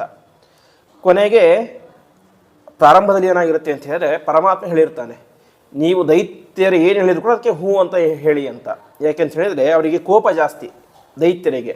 ನೀವೇನಾದ್ರು ಒಪ್ಕೊಳ್ಳಿದಂತೆ ಅವರು ಹಾಗೆ ವಾಪಸ್ ಹೋಗಿಬಿಡ್ತಾರೆ. ಹಾಗಾಗಿ ದೈತ್ಯ ಏನು ಹೇಳ್ತಾರೋ ಅದಕ್ಕೆ ಓಕೆ ಅಂತ ಎನ್ನಿ, ನಿಮಗೆ ಮಾತ್ರ ಮತ್ತೆ ಸಿಕ್ಕೇ ಸಿಗುತ್ತೆ ಅಂತ. ಕೊನೆಗೆ ದೇವತೆಗಳು ಹೇಳ್ತಾರೆ, ಸರಿ ಹಾಗೇ ಆಗಲಿ ಅಂತ. ಕೊನೆಗೆ ಬಾಲದ ಹತ್ರ ಯಾರು ಬರ್ತಾರೆ? ದೇವತೆಗಳು ಬರ್ತಾರೆ. ಮುಖವನ್ನು ದೈತ್ಯರು ಹಿಡ್ಕೊಳ್ತಾರೆ. ಕಡಿಲಿಕ್ಕೆ ಶುರು ಮಾಡಿದರು. ಆ ಮಂದರ ಪರ್ವತ ಅತ್ಯಂತ ಸಾವಿರಾರು ಯೋಜನ ದೊಡ್ಡದಾದದ್ದು, ಅಷ್ಟು ವಿಸ್ತೀರ್ಣವಾದದ್ದು. ಅದನ್ನು ಕಡಿತಾ ಇರಬೇಕಾದ್ರೆ ಏನಾಗುತ್ತೆ ಅಂತ ಹೇಳಿದರೆ, ಅದರಿಂದ ವಿಷದ ಗಾಳಿ ಬರಲಿಕ್ಕೆ ಶುರುವಾಗುತ್ತೆ ಅಂತೆ. ಯಾಕೆ ಅಂತ ಹೇಳಿದರೆ, ಕಡಿತಾ ಇದ್ದದ್ದು ಹಗ್ಗ ಯಾರು? ವಾಸುಕಿ. ವಾಸುಕಿ ಅಂದರೆ ಹಾವು. ಅದು ಯಾವಾಗ ಅದು ಕಡಿಲಿಕ್ಕೆ ಶುರು ಮಾಡಿದ್ರು ಅದರ ಬಾಯಿಯಿಂದ ದೊಡ್ಡ ದೊಡ್ಡ ವಿಷದ ಗಾಳಿ ಬರಲಿಕ್ಕೆ ಶುರುವಾಯಿತು ಅಂತೆ. ವಿಷದ ಗಾಳಿ ಬರಲಿಕ್ಕೆ ಶುರುವಾಯಿತು. ಆವಾಗ ಏನಾಯಿತು, ಬಾಯಿ ಹಿಡ್ಕೊಂಡಿದ್ದ್ಯಾರು? ದೈತ್ಯರು. ಆವಾಗ ಆ ವಿಷದ ಗಾಳಿ ಎಲ್ಲ ಬಡಿದು ಎಲ್ಲೋ ದೈತ್ಯರು ಕೂಡ ಮೂರ್ಛೆ ಹೋಗಿ ಬಿಡ್ತಾರೆ ಅಂತೆ. ಅನೇಕ ದೈತ್ಯರು ಮೂರ್ಛೆ ಹೋಗಿ ಬಿಡ್ತಾರೆ. ಯಾಕೆ ಅಂತ ಹೇಳಿದ್ರೆ ವಿಷದ ಗಾಳಿ ಅದು ಅತ್ಯಂತ ಭಯಾನಕವಾಗಿತ್ತು. ವಿಷದ ಗಾಳಿ, ಅನೇಕ ಜನ ಮೂರ್ಛೆ ಹೋಗಿ ಬಿದ್ದು ಬಿಟ್ರು. ಇನ್ನು ಕೆಲವರು ಹಾಗೇ ಇದ್ದರು. ಅವರಿಗೆ ಈಗ ಬಾಲವನ್ನು ಮತ್ತೆ ವಾಪಸ್ ಹಿಡ್ಕೊಳ್ಬೇಕಂತ ಪ್ರೆಸ್ಟೇಜ್ ಪ್ರಶ್ನೆ. ಯಾಕೆ? ತಾವೇ ನಮಗೆ ಬಾಲ ಬೇಡ ಮುಖ ಬೇಕು ಅಂತ ಈ ಕಡೆ ಬಂದಿದ್ದಾರೆ. ಈಗ ನಮಗೆ ತುಂಬ ಕಷ್ಟ ಆಗ್ತಾ ಇದೆ, ಮತ್ತೆ ಬಾಲ ಬೇಕು ಅಂತ ಹೇಳಿ ತಮ್ಮ ಮರ್ಯಾದೆ ಪ್ರಶ್ನೆ ಆಗುತ್ತೆ. ಕಷ್ಟ ಆದರೂ ಕೂಡ ಪರವಾಗಿಲ್ಲ ಅಂತ ಬಾಲವನ್ನು ಹಿಡಿದುಕೊಂಡು ಮಥನ ಮಾಡಲಿಕ್ಕೆ ಶುರು ಮಾಡ್ತಾರೆ ಅಂತೆ. ಮತ್ತೆ ಸ್ವಲ್ಪ ಹೊತ್ತಾದ್ಮೇಲೆ ಅವರಿಗೆಲ್ಲ ಎಚ್ಚರ ಆಗುತ್ತೆ ದೈತ್ಯರಿಗೆ. ಮತ್ತೆ ಅವರು ಕಡಿಲಿಕ್ಕೆ ಶುರು ಮಾಡ್ತಾರೆ. ಇಷ್ಟ ಆಯಿತು. ಆವಾಗ ಎಲ್ಲ ದೈತ್ಯರು ಮತ್ತು ದೇವತೆಗಳು ನಿರ್ಧಾರ ಮಾಡ್ತಾರೆ, ನಾವು ತುಂಬ ನಿಧಾನವಾಗಿ ಕಡಿತಾ ಇದ್ದೀವಿ, ಇಷ್ಟು ಕಡಿದರೆ ಅಮೃತ ಬರಲಿಕ್ಕೆ ಸಾಧ್ಯನೇ ಇಲ್ಲ, ಸ್ವಲ್ಪ ವೇಗವಾಗಿ ಕಡಿಯೋಣ ಅಂತ ಹೇಳ್ತಾರೆ. ವೇಗವಾಗಿ ಕಡಿಲಿಕ್ಕೆ ಶುರು ಮಾಡಿದಾಗ ಏನಾಗುತ್ತೆ, ಪರ್ವತ ಮುಳುಗಲಿಕ್ಕೆ ಶುರುವಾಗಿಬಿಡುತ್ತೆ ಅಂತೆ. ಯಾಕೆ ಅಂತ ಹೇಳಿದ್ರೆ ಪರ್ವತಕ್ಕೆ ಸಪೋರ್ಟಿವ್ ಅಂತ ಏನಿರೋದಿಲ್ಲ, ಇದ್ದದ್ದು ನೀರಿನ ಮೇಲೆ ಇದ್ದರೆ ಮುಳುಗಿ ಹೋಗಿಬಿಡುತ್ತೆ. ಅಷ್ಟು ದೊಡ್ಡ ಪರ್ವತ ಮುಳುಗಲಿಕ್ಕೆ ಪ್ರಾರಂಭ ಆಗುತ್ತೆ. ಆವಾಗ ಸಾಕ್ಷಾತ್ ಪರಮಾತ್ಮ ಒಂದು ರೂಪವನ್ನು ಧಾರಣೆ ಮಾಡಿ ಬರ್ತಾನೆ. ಅದೇ ಕೂರ್ಮ ರೂಪ ಅಂತ. ಪರಮಾತ್ಮನ ಎರಡನೇ ಅವತಾರ, ಮತ್ಸ್ಯಾವತಾರ ಮತ್ತು ಕೂರ್ಮ ಅವತಾರ. ಕೂರ್ಮ ಅಂತ ಹೇಳಿದ್ರೆ ಒಂದು ಆಮೆಯ ಅವತಾರವನ್ನು ತಾಳಿಕೊಂಡು ಬಂದು ಆ ಪರ್ವತವನ್ನು ಪರಮಾತ್ಮ ಮೇಲೆ ಎತ್ತಿ ಹಿಡಿತಾನೆ ಅಂತೆ. ಕೊನೆಗೆ ಮತ್ತೆ ಸಮುದ್ರ ಮಥನ ಎಂಬುದು ಪ್ರಾರಂಭ ಆಗುತ್ತೆ. ಈ ರೀತಿಯಾಗಿ ಪರ್ವತ ಮುಳುಗಿದ್ದಕ್ಕೆ ಕಾರಣ ಏನು ಅಂತ ವೇದವ್ಯಾಸ ದೇವರು ಹೇಳ್ತಾರೆ. ವಿಲೋಕ್ಯ ವಿಘ್ನೇಶ ಗತಿಂ ತದೇಶ್ವರ ಅಂತ. ಈ ದೇವತೆಗಳು ಮತ್ತು ದೈತ್ಯರು ಸಮುದ್ರ ಮಥನ ಮಾಡೋದಕ್ಕಿಂತ ಮುಂಚೆ ಏನು ಮಾಡಿದ್ದಿಲ್ಲ ಅಂತ ಹೇಳಿದ್ರೆ ಗಣಪತಿಯ ಪೂಜೆ ಮಾಡಿರಲಿಲ್ಲ ಅಂತೆ. ಯಾವತ್ತೂ ಕೂಡ ಯಾವುದೇ ಒಂದು ಒಳ್ಳೆಯ ಕಾರ್ಯ ಪ್ರಾರಂಭ ಮಾಡಬೇಕಾದ್ರೆ ಗಣಪತಿಯ ಪೂಜೆಯನ್ನು ಮಾಡಿ ಅದು ನಿರ್ವಿಘ್ನವಾಗಿ ಸಾಗಲಿ ಅಂತ ಹೇಳಿದ ಮೇಲೆ ಆಮೇಲೆ ಒಳ್ಳೆಯ ಕಾರ್ಯವನ್ನು ಮಾಡಬೇಕು ಅಂತ. ಆದರೆ ದೈತ್ಯರು ಮತ್ತು ದೇವತೆಗಳೆಲ್ಲರೂ ಕೂಡ ಅವಸರದಲ್ಲಿ ಏನು ಮಾಡಿರಲಿಲ್ಲ, ಗಣಪತಿಯ ಪೂಜೆಯೇ ಮಾಡಿರಲಿಲ್ಲ ಅಂತ. ಅದಕ್ಕೆ ಅವರಿಗೆ ಈ ರೀತಿಯಾದ ವಿಘ್ನಗಳು ಬಂತು ಅಂತ ತಿಳಿಸ್ತಾರೆ. ಕೊನೆಗೆ ಮತ್ತೆ ಹೋಗಿ ಗಣಪತಿಯ ಪೂಜೆಯನ್ನು ಮಾಡಿ ಇದು ನಿರ್ವಿಘ್ನವಾಗಿ ಆಗಲಿ ಅಂತ ಪ್ರಾರ್ಥನೆ ಮಾಡಿ ಮತ್ತೆ ಕಡಿಲಿಕ್ಕೆ ಶುರು ಮಾಡ್ತಾರೆ. ಆವಾಗ ಸರಾಗವಾಗಿ ಎಲ್ಲ ಪ್ರಾರಂಭ ಆಗುತ್ತೆ. ಪ್ರಾರಂಭ ಆಯಿತು. ಕೊನೆಗೆ ಕೂರ್ಮರೂಪಿ ಪರಮಾತ್ಮ ಕೆಳಗಡೆ ಬಂದು ನಿಂತುಕೊಂಡ, ಪರ್ವತದ ಕೆಳಗಡೆ. ಕೊನೆಗೆ ಮತ್ತೆ ಕಡಿಲಿಕ್ಕೆ ಶುರು ಮಾಡಿದಾಗ ಪರ್ವತ ಮೇಲ್ಗಡೆ ಹಾರ್ಲಿಕ್ಕೆ ಶುರುವಾಗುತ್ತೆ ಅಂತೆ. ಹೀಗೆ ನಾವು ಯಾವುದಾದ್ರೂ ಒಂದು ತುಂಬ ಎಣ್ಣೆ ಇರುವಂಥ ಪದಾರ್ಥವನ್ನು ಕೈಯಲ್ಲಿ ಹಿಡ್ಕೊಂಡ್ರೆ ಅದು ಹಾರಿಬಿಡುತ್ತೆ. ಆ ರೀತಿಯಾಗಿ ಅದೇನಾಗುತ್ತೆ, ಪರ್ವತ ಮೇಲ್ಗಡೆ ಹಾರ್ಲಿಕ್ಕೆ ಶುರುವಾಗುತ್ತೆ ಅಂತೆ. ಕೊನೆಗೆ ಪರಮಾತ್ಮ ಅದರ ಮೇಲ್ಗಡೆ ಒಂದು ರೂಪದಿಂದ ಬಂದು ಇರ್ತಾನೆ. ಕೊನೆಗೆ ವಾಸುಕಿ ಹಾವಿನಲ್ಲಿ ಒಂದು ರೂಪದಿಂದ, ಪರ್ವತದಲ್ಲಿ ಒಂದು ರೂಪದಿಂದ, ಸಮುದ್ರದಲ್ಲಿ ಒಂದು ರೂಪದಿಂದ, ದೈತ್ಯರಲ್ಲಿ ದೇವತೆಗಳ ಒಂದೊಂದು ರೂಪದಿಂದ, ಹೀಗೆ ಪ್ರತಿಯೊಬ್ಬರಲ್ಲೂ ಕೂಡ ಒಂದೊಂದು ರೂಪದಲ್ಲಿ ಇದ್ದುಕೊಂಡು ಸಮುದ್ರ ಮಥನವನ್ನು ಪ್ರಧಾನವಾಗಿ ಮಾಡಿದಂಥವರು ಪರಮಾತ್ಮನೇ ಎಂಬುದಾಗಿ ತಿಳಿಸ್ತಾರೆ. ಈ ರೀತಿಯಾಗಿ ಸಮುದ್ರ ಮಥನ ಅನೇಕ ದಿವಸ ನಡೆದು ಕೆಲವು ದಿವಸ ಆದ ಮೇಲೆ ಮೊದಲು ಬಂದದ್ದೇನು ಅಂತ ಹೇಳಿದ್ರೆ ಹಾಲಾಹಲ ಅನ್ನುವಂಥ ವಿಷ ಅಂತೆ. ಹಾಲಾಹಲ ವಿಷ ಬಂತು. ಆವಾಗ ಎಲ್ಲರೂ ಕೂಡ ಹೆದರಿಕೊಂಡು ಓಡಿ ಹೋಗಿಬಿಡ್ತಾರೆ. ಯಾಕೆ ಅಂತೇಳಿ ಅತ್ಯಂತ ಭಯಾನಕವಾದಂತಹ ವಿಷ ಅದು, ಹಾಲಾಹಲ ವಿಷ. ಅದನ್ನೇನು ಮಾಡಬೇಕು ಅಂತ, ವಿಷವನ್ನು ಹಾಗೇ ಬಿಟ್ಟುಬಿಟ್ರೆ ಅದು ನೆಲದ ಮೇಲೆ ಬಿದ್ದು ಎಲ್ಲ ಕಡೆ ಹೋಗಿ ಇಡೀ ಜಗತ್ತಿನ ನಾಶ ಆಗಿಬಿಡುತ್ತೆ. ಮತ್ತು ಅದನ್ನೇನು ಮಾಡಬೇಕು ಅಂತ ಗೊತ್ತಾಗೋದಿಲ್ಲ. ಆವಾಗ ಅಲ್ಲೇನಾಗುತ್ತೆ, ವಾಯುದೇವರು ಬರ್ತಾರೆ ಅಂತೆ. ವಾಯುದೇವರು ಬಂದು ಆ ವಿಷವನ್ನು ಕುಡಿತಾರೆ, ಪಾನ ಮಾಡ್ತಾರೆ. ಪಾನ ಮಾಡುವ ಸಂದರ್ಭದಲ್ಲಿ ಏನಾಗುತ್ತೆ, ಅಲ್ಲಿಗೆ ಮಹರುದ್ರ ದೇವರು ಬರ್ತಾರೆ ಅಂತೆ. ಮಹರುದ್ರ ದೇವರು ಹೇಳ್ತಾರೆ, ನಾನು ಕೂಡ ವಿಷವನ್ನು ಪಾನ ಮಾಡ್ತೇನೆ ಅಂತ. ಆವಾಗ ವಾಯುದೇವರು ತಾವು 99 ಭಾಗ ವಿಷವನ್ನು ಸಂಪೂರ್ಣವಾಗಿ ಕುಡಿದು ಕೊನೆಗೆ ಏನು ಮಾಡ್ತಾರೆ, ಆ ವಿಷವನ್ನು 1% ಮಾತ್ರ ವಿಷವನ್ನು ಕೈಯಲ್ಲಿ ಹಾಕಿಕೊಂಡು ಚೆನ್ನಾಗಿ ತಿಕ್ಕಿ ಅದರಲ್ಲಿ ಶಕ್ತಿ ಕಡಿಮೆಯಾಗುವಂತೆ ಮಾಡಿ ಕೊನೆಗೆ ಅದನ್ನೇನು ಮಾಡ್ತಾರೆ, ರುದ್ರದೇವರಿಗೆ ಕೊಡ್ತಾರೆ ಅಂತೆ. ಆ 1% ವಿಷವನ್ನು ಕುಡಿದದಕ್ಕೇನೆ ರುದ್ರದೇವರ ಕುತ್ತಿಗೆಲ್ಲ ನೀಲಿಯಾಗಿ ಅದಕ್ಕೇನಾಗುತ್ತೆ, ಅವರಿಗೆ ಮುಂದೆ ನೀಲಕಂಠ ಅಂತ ಹೆಸರು ಬರುತ್ತೆ. ಕೊನೆಗೆ ಅದರ ಬಿಸಿ ತಲೆಗೆಲ್ಲ ಏರಿಬಿಡುತ್ತೆ ಅಂತೆ. ತಲೆಗೆ ಏರಿದಾಗ ತಲೆಯ ಮೇಲೆ ಚಂದ್ರನನ್ನು ಇಟ್ಕೊಳ್ತಾರೆ. ಅಷ್ಟು ಸಾಕಾಗದೇನೆ ಕೊನೆಗೆ ತಲೆ ಮೇಲೆ ಗಂಗೆಯನ್ನು ಇಟ್ಟುಕೊಂಡು ನಿರಂತರವಾಗಿ ಅವತ್ತಿನಿಂದಾಗಿ ರುದ್ರದೇವರಿಗೆ ಅಭಿಷೇಕ ಪ್ರಿಯೋ ರುದ್ರ ಅಂತ ಹೆಸರು ಬರುತ್ತೆ. ಇವತ್ತು ನಾವು ರುದ್ರ ದೇವಸ್ಥಾನಕ್ಕೆ ಹೋದರೆ ಮೇಲೆಗಳೊಂದು ತಂಬಿಗೆ ಕಟ್ಟಿರ್ತಾರೆ, ಅದರಿಂದ ನಿಧಾನ ಒಂದೊಂದೇ ಡ್ರಾಪ್ ನೀರು ಬೀಳ್ತಾ ಇರುತ್ತೆ. ಅದಕ್ಕೆ ಕಾರಣ ಏನು ಅಂತ ಹೇಳಿದ್ರೆ ರುದ್ರದೇವರಿಗೆ ಅಭಿಷೇಕ ಅಂದರೆ ತುಂಬ ಇಷ್ಟ ಅಂತ. ಯಾಕೆ ಇಷ್ಟ ಅಂತ ಹೇಳಿದ್ರೆ ಈ ವಿಷವನ್ನು ಪಾನ ಮಾಡಿದ್ರಿಂದಾಗಿ ಅದು ತುಂಬ ಬಿಸಿಯಾಗಿಬಿಡುತ್ತೆ ಅವ್ರ ತಲೆ. ಕೊನೆಗೆ ತಲೆಯ ಮೇಲೆ ನಿರಂತರವಾಗಿ ನೀರು ಬೀಳ್ತಾ ಇರಲಿ ಅಂತ ಗಂಗೆಯನ್ನು ಇಟ್ಕೊಳ್ತಾರೆ. ಅದಕ್ಕೋಸ್ಕರನೇ ಇವತ್ತು ರುದ್ರ ದೇವಸ್ಥಾನದಲ್ಲಿ ತಲೆಯ ಮೇಲೆ ಒಂದು ಪಾತ್ರೆಯನ್ನು ಕಟ್ಟಿ ಅದರಿಂದ ಸಣ್ಣ ತೂತು ಮಾಡಿ ಇರುತ್ತೆ, ಒಂದೊಂದೇ ಡ್ರಾಪ್ ನೀರು ಇರೋ ಥರ ಮಾಡಿರ್ತಾರೆ. ಆ ರೀತಿಯಾಗಿ ಮೊದಲು ವಿಷ ಬರುತ್ತೆ. ಅದನ್ನು ಮಹರುದ್ರ ದೇವರು ಮತ್ತು ವಾಯುದೇವರು ಇಬ್ಬರು ಕೂಡ ಕುಡಿತಾರೆ ಅಂತೆ. ಇಷ್ಟಾಯಿತು, ಸ್ವಲ್ಪ ವಿಷ ಉಳಿದು ಬಿಡ್ತಂತೆ. ಆ ವಿಷ ಕೆಳಗಡೆ ಬಿತ್ತು. ಆ ಕೆಳಗಡೆ ಬಿದ್ದಂಥ ವಿಷದಿಂದಾಗಿ ಯಾರು ಹುಡ್ತಾರೆ ಅಂತ ಹೇಳಿದರೆ ವಿಶೇಷವಾಗಿ ವಿಷ ಜಂತುಗಳು ಅಂತ ಹೇಳಿದರೆ ಈ ಹಾವು ಚೇಳು ಮುಂತಾದಂತಹ ಎಲ್ಲ ವಿಷ ಜಂತುಗಳು ಕೂಡ ಆ ಹಾಲಾಹಲ ವಿಷದಿಂದಾಗಿ ಹುಟ್ಟುತ್ತವೆ ಅಂತೆ. ಕೊನೆಗೆ ಆ ರುದ್ರದೇವರ ಹತ್ತಿರ ಇನ್ನಷ್ಟು ವಿಷ ಇತ್ತು. ಆ ವಿಷವನ್ನು ಏನು ಮಾಡ್ತಾರೆ ಅಂತ ಹೇಳಿ ಶುಕ್ರಾಚಾರ್ಯರು, ಯಾರು ದೈತ್ಯರ ಗುರುಗಳು, ಅವರು ರುದ್ರದೇವರನ್ನು ಕುರಿತು ತಪಸ್ಸನ್ನು ಮಾಡಿ ಆ ವಿಷಯವನ್ನು ತಾವು ತೆಗೆದುಕೊಂಡ ಮೇಲೆ ಮುಂದೆ ಏನಾಗುತ್ತೆ, ಮಹಾಭಾರತ ಸಂದರ್ಭದಲ್ಲಿ ಶಕುನಿ ಏನು ಮಾಡ್ತಾನೆ, ಅವನು ಶುಕ್ರಾಚಾರ್ಯರ ಹತ್ತಿರ ಹೋಗಿ ಆ ವಿಷಯವನ್ನು ತೆಗೆದುಕೊಂಡು ಬಂದು ತಾನೇನು ಮಾಡ್ತಾನೆ, ಭೀಮಸೇನ ದೇವರ ಮೇಲೆ ಪ್ರಯೋಗ ಮಾಡ್ತಾನೆ ಅಂತೆ. ಭೀಮಸೇನ ದೇವರ ಕಥೆ ಕೇಳ್ತೇವೆ. ಪ್ರಾರಂಭದಲ್ಲಿ ಅವ್ರು ಚಿಕ್ಕವರಿದ್ದಾಗ ದುರ್ಯೋಧನವನ್ನು ಕೊಲ್ಲಬೇಕು ಅಂತ ಅನೇಕ ಪ್ರಯತ್ನವನ್ನು ಮಾಡ್ತಾನೆ. ಒಂದು ಲಡ್ಡಲ್ಲಿ ವಿಷವನ್ನು ಹಾಕಿ ಕೊಡ್ತಾನೆ. ಅದರಿಂದಾಗಿ ಅವ್ರಿಗೇನೂ ಆಗೋದಿಲ್ಲ ಅಂತ ತಿಳಿಸ್ತಾರೆ. ಆ ವಿಷ ಯಾವುದು ಅಂತ ಹೇಳಿದರೆ ಸಮುದ್ರ ಮಥನ ಬಂದಂತಹ ವಿಷ. ಆ ವಿಷವನ್ನು ರುದ್ರದೇವರಿಂದ ಶುಕ್ರಾಚಾರ್ಯ ತೆಗೆದುಕೊಂಡು, ಶುಕ್ರಾಚಾರ್ಯರಿಂದ ಶಕುನಿಯಿಂದ ದುರ್ಯೋಧನ ಏನು ಮಾಡಿದ ಅದನ್ನು ಭೀಮಸೇನ ದೇವರಿಗೆ ಹಾಕಿದ ಅಂತ ತಿಳಿಸ್ತಾರೆ. ಹೀಗೆ ಆ ವಿಷ ಎಂಬುದು ಮುಂದೆ ಅಲ್ಲಿ ತನಕ ಹೋಗುತ್ತೆ. ಇಷ್ಟೆಲ್ಲ ಆಯಿತು. ಮತ್ತೆ ಮಥನ ಪ್ರಾರಂಭ ಆಗುತ್ತೆ. ಕಡಿಲಿಕ್ಕೆ ಶುರು ಮಾಡಿದಾಗ ಮತ್ತೆ ಏನು ಬರುತ್ತೆ, ಉಚ್ಚೈಶ್ರವಸ್ ಎಂಬಂತಹ ಒಂದು ಕುದುರೆ ಬರುತ್ತೆ. ಆ ಕುದುರೆಯನ್ನು ಇವರು ಸ್ವೀಕಾರ ಮಾಡ್ತಾರೆ, ದೇವತೆಗಳು ಸ್ವೀಕಾರ ಮಾಡ್ತಾರೆ. ಮತ್ತೆ ಐರಾವತ ಬರುತ್ತೆ. ವಾಸ್ತವಿಕವಾಗಿ ಐರಾವತ ಏನಾಗಿತ್ತು, ಮೊದಲೇ ಇತ್ತು. ಈ ಸಮುದ್ರ ಮಥನ ಆಗಲಿಕ್ಕೆ ಪ್ರಧಾನ ಕಾರಣ ಯಾರು, ಐರಾವತನೇ. ಐರಾವತ ಆನೆ ಹೋನಿ ಕೆಳಗೆ ಹಾಕಿದ್ದಕ್ಕೆ ಅದಾಗಿದ್ದು.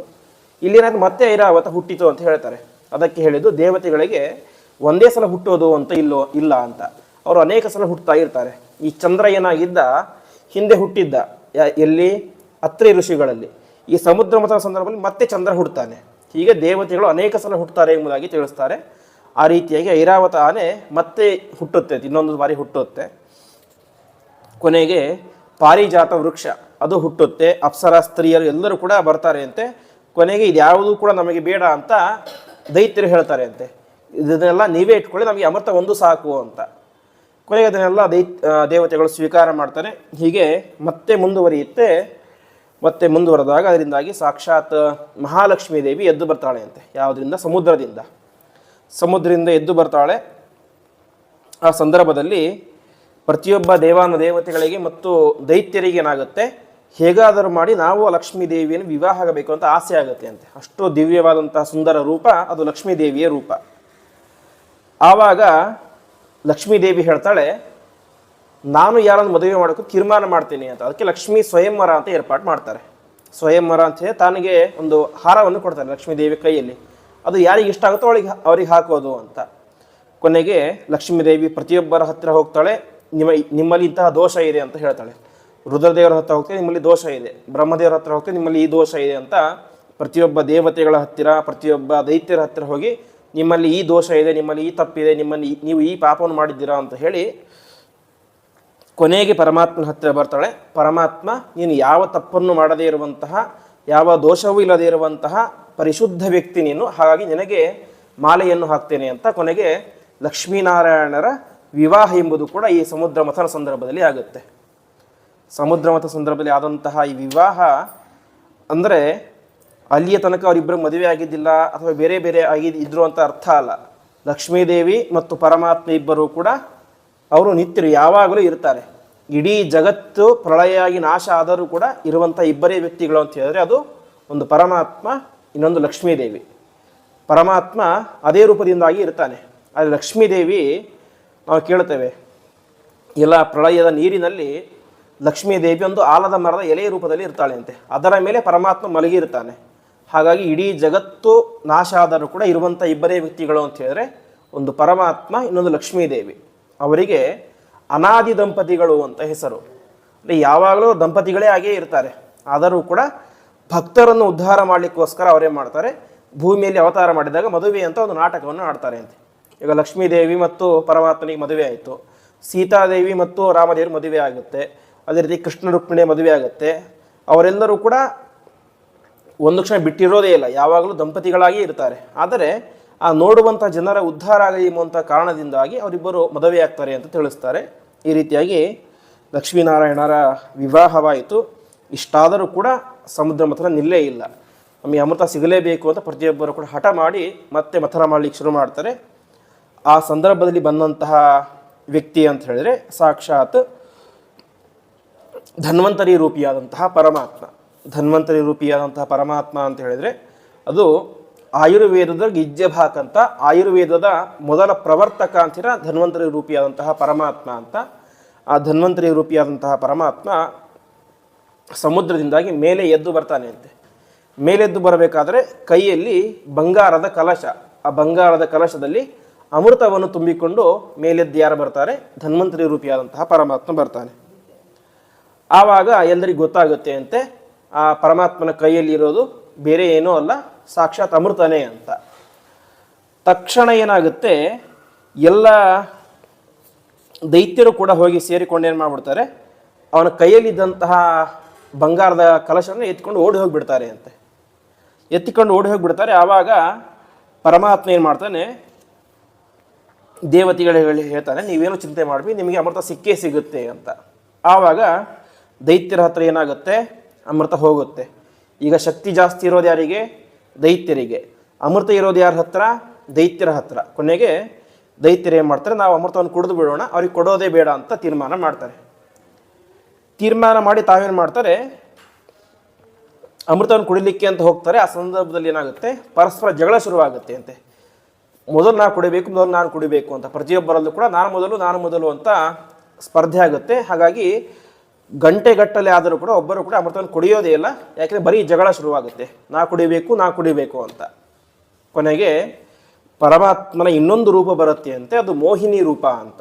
ಪರಮಾತ್ಮನ ಹೆಣ್ಣು ರೂಪ ಮೋಹಿನಿ ಅಂತ ಹೇಳಿದ್ರೆ ಒಂದು ರೀತಿ ವಂಚನೆ, ಮೋಹ ಆಕರ್ಷಣೆ ಮಾಡುವಂತಹ ರೂಪ ಅಂತ. ಆ ಮೋಹಿನಿ ರೂಪ ಎಂಬುದು ಸಮುದ್ರದಿಂದ ಎದ್ದು ಬರುತ್ತೆ. ಎದ್ದು ಬಂದಾಗ ಪ್ರತಿಯೊಬ್ಬರನ್ನು ಕೂಡ ಆಕರ್ಷಣೆ ಮಾಡುತ್ತೆ ಅಂತದ್ದು. ದೇವತೆಗಳಿಗೆ ಗೊತ್ತಾಗುತ್ತೆ ಅದು ಪರಮಾತ್ಮನೇ ಬಂದಿದ್ದಾನೆ ಅಂತ. ದೈತ್ಯರಿಗೆ ಅನಿಸುತ್ತೆ ಯಾವುದೋ ಒಬ್ಬ ಸುಂದರ ಹೆಣ್ಣು ಮಗಳು ಬಂದಿದ್ದಾಳೆ ಅಂತ. ಆವಾಗ ದೈತ್ಯರು ಒಂದು ತೀರ್ಮಾನ ಮಾಡ್ತಾರೆ ಅಂತೆ, ನಾವು ಜಗಳ ಆಡೋದು ಬೇಡ, ಸುಮ್ಮನೆ ಈ ಅಮೃತದ ಕಲಶವನ್ನು ತೆಗೆದುಕೊಂಡು ಹೋಗಿ ಆ ಮೋಹಿನಿ ಹತ್ರ ಕೊಡೋಣ, ಅವಳು ಪ್ರತಿಯೊಬ್ಬರಿಗೂ ಕೂಡ ಸರಿಯಾಗಿ ಕೊಡ್ತಾಳೆ ಅಂತ. ಸರಿ ಅಂತ ಎಲ್ಲರೂ ಕೂಡ ಒಪ್ಕೊಳ್ತಾರೆ. ಒಪ್ಪಿಕೊಂಡು ಮೋಹಿನಿ ಹತ್ರ ಬಂದು ಕೊಡ್ತಾರೆ ಅಮೃತದ ಕಲಶವನ್ನು. ಮೋಹಿನಿ, ನೀ ಅಮೃತವನ್ನು ಎಲ್ಲರಿಗೂ ಕೂಡ ಸರಿಯಾಗಿ ಹಂಚಬೇಕು, ಪ್ರತಿಯೊಬ್ಬರಿಗೂ ಕೂಡ ಹಂಚಬೇಕು ಅಂತ. ಆವಾಗ ಮೋಹಿನಿ ಹೇಳ್ತಾಳೆ, ನೀವು ನನ್ನನ್ನು ಜಾಸ್ತಿ ನಂಬ್ತಾ ಇದ್ದೀರಾ, ಓವರಾಗಿ ನನ್ನ ಮೇಲೆ ಟ್ರಸ್ಟ್ ಮಾಡ್ತಾ ಇದ್ದೀರಾ, ಇದು ಸರಿಯಲ್ಲ ಅಂತ. ಯಾಕೆ ನಾನೊಬ್ಬ ಮೋಹಿನಿ, ನನ್ನ ಹೆಸರೇ ಮೋಹಿನಿ, ನಾನೊಬ್ಬ ಹೆಣ್ಣು, ನಾನು ಯಾವಾಗ ಏನು ಮಾಡ್ತೀನಿ ಗೊತ್ತಿಲ್ಲ, ಹಾಗೆ ನನ್ನನ್ನು ಜಾಸ್ತಿ ನಂಬೇಡಿ, ನಾನು ಹಿಂಗೆ ಮೋಸ ಮಾಡಿದ್ರು ಮಾಡ್ಬೋದು ಅಂತ. ಆವಾಗ ದೈತ್ಯರು ಹೇಳ್ತಾರೆ, ಈ ಸುಳ್ಳು ಹೇಳ್ತಾ ಇದ್ದೀಯಾ ಅಂತ, ನೀನಿಷ್ಟು ಸುಂದರವಾಗಿದ್ದೀಯಾ, ನೀನು ಮೋಸ ಮಾಡಲಿಕ್ಕೆ ಸಾಧ್ಯನೇ ಇಲ್ಲ, ನೀನೇನು ಮಾಡಿದ್ರು ನಮಗೆ ಸರಿ ಅಂತ ಹೇಳ್ಬಿಡ್ತಾರೆ.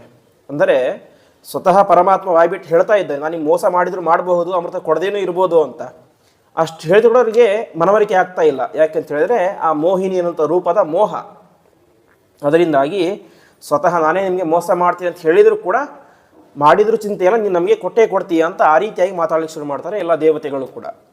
ಕೊನೆಗೆ ಮೋಹಿನಿ ರೂಪಿಯಾದ ಪರಮಾತ್ಮ ಇನ್ನೊಂದು ಸಲ ಹೇಳ್ತಾನೆ ಅಂತೆ, ನಿಮಗೆ ಕೊನೆ ಬಾರಿ ಹೇಳ್ತಾ ಇದ್ದೀನಿ, ನನ್ನ ಮೇಲೆ ನಂಬಿಕೆ ಇಡಬೇಡಿ, ಕೊಡಬೇಡಿ ನನಗೆ ಅಮೃತದ ಕಲಶವನ್ನು ಅಂತ. ದೇವತೆಗಳು ಹೇಳ್ತಾರೆ, ನೀನು ನಮಗೆ ಮೋಸ ಮಾಡಿದರೂ ಚಿಂತೆ ಇಲ್ಲ, ಅಮೃತವನ್ನು ನಿನ್ನ ಕೈಯಲ್ಲೇ ಕೊಡ್ತೇನೆ ಅಂತ. ಆವಾಗ ಮೋಹಿನಿ ಹೇಳ್ತಾನೆ, ಹಾಗಾದರೆ ನಾನು ಹೇಗೆ ಹೇಳ್ತೇನೆ ನೀವು ಹಾಗೆ ಕೇಳಬೇಕು ಅಂತ. ದೇವತೆಗಳು ಮತ್ತು ದೈತ್ಯರು ಸರಿ ಹಾಗೆ ಆಗಲಿ ಅಂತ ಹೇಳ್ತಾರೆ. ಹಾಗಾದರೆ ಮೋಹಿನಿ ಮೊದಲು ಹೇಳ್ತಾಳೆ, ಸಮುದ್ರ ಮಂಥನ ಮಾಡಿದ್ಯಾರು? ನೀವಿಬ್ಬರೂ ಮಾಡಿದ್ದೀರಿ, ಹಾಗಾಗಿ ಅಮೃತ ಎಂಬುದು ಇಬ್ಬರಿಗೂ ಕೊಡ್ತೇನೆ ನಾನು, ಅವರಿಗೂ ಸಿಗಬೇಕು ನಿಮಗೂ ಸಿಗಬೇಕು ಅಂತ ಹೇಳ್ತಾಳೆ.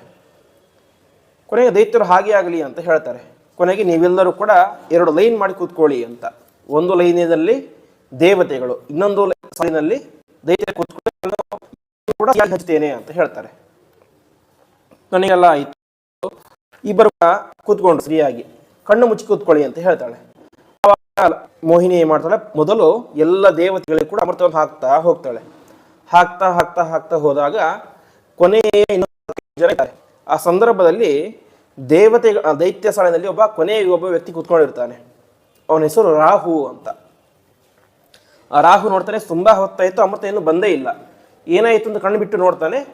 ಮೋಹಿನಿ ಏನು ಮಾಡ್ತಾ ಇರ್ತಾಳೆ, ದೇವತೆಗಳಿಗೆ ಮಾತ್ರ ಅಮೃತವನ್ನು ಕೊಡ್ತಾ ಇರ್ತಾಳೆ.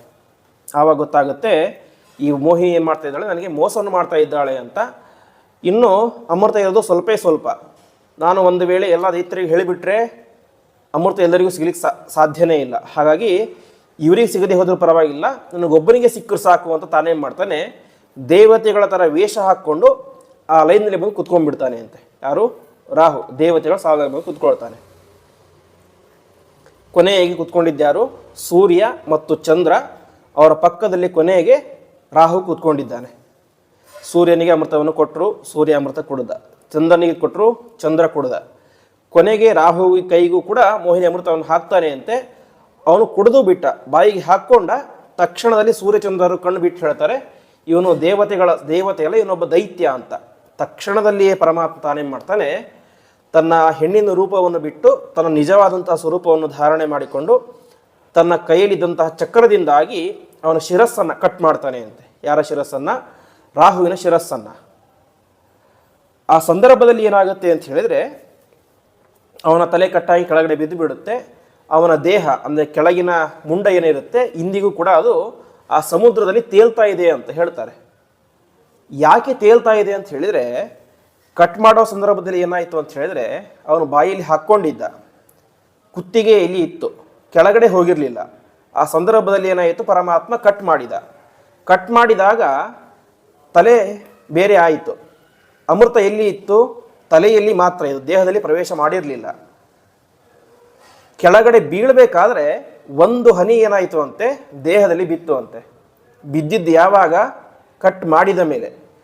ಕಟ್ ಮಾಡೋದಕ್ಕಿಂತ ಮುಂಚೆ ಒಳಗಡೆ ಹೋಗ್ಬಿಟ್ಟಿದ್ರೆ ಬದುಕ್ತಾ ಇದ್ದ ಅವನು. ಕಟ್ ಆದ ಮೇಲೆ ಏನಾಯಿತು, ಅಮೃತ ಎಂಬುದು ಒಂದು ಹನಿ ಅವನ ದೇಹದಲ್ಲಿ ಬಿತ್ತು ಅಂತೆ. ಹಾಗಾಗಿ ಅವನ ದೇಹ ಎಂಬುದು ಅದು ನಾಶವಾಗದೇನೆ ಇವತ್ತಿಗೂ ಕೂಡ ಆ ಸಮುದ್ರದಲ್ಲಿ ತೇಲ್ತಾ ಇದೆ ಎಂಬುದಾಗಿ ತಿಳಿಸ್ತಾರೆ. ಕೊನೆಗೆ ಅಮೃತ ಕುಡಿದಿದ್ದ್ಯಾವುದು? ಅವನ ತಲೆ ಮಾತ್ರ. ಹಾಗಾಗಿ ಅವನ ತಲೆ ಏನಾಯಿತು, ಗ್ರಹತಾಂ ಪ್ರಪನ್ನಃ ಅಂತ ಗ್ರಹವಾಯಿತು ಅಂತೆ. ಇವತ್ತು ನಾವು ನವಗ್ರಹಗಳಲ್ಲಿ 8ನೇ ಗ್ರಹ ಯಾವುದು? ರಾಹುಗ್ರಹ.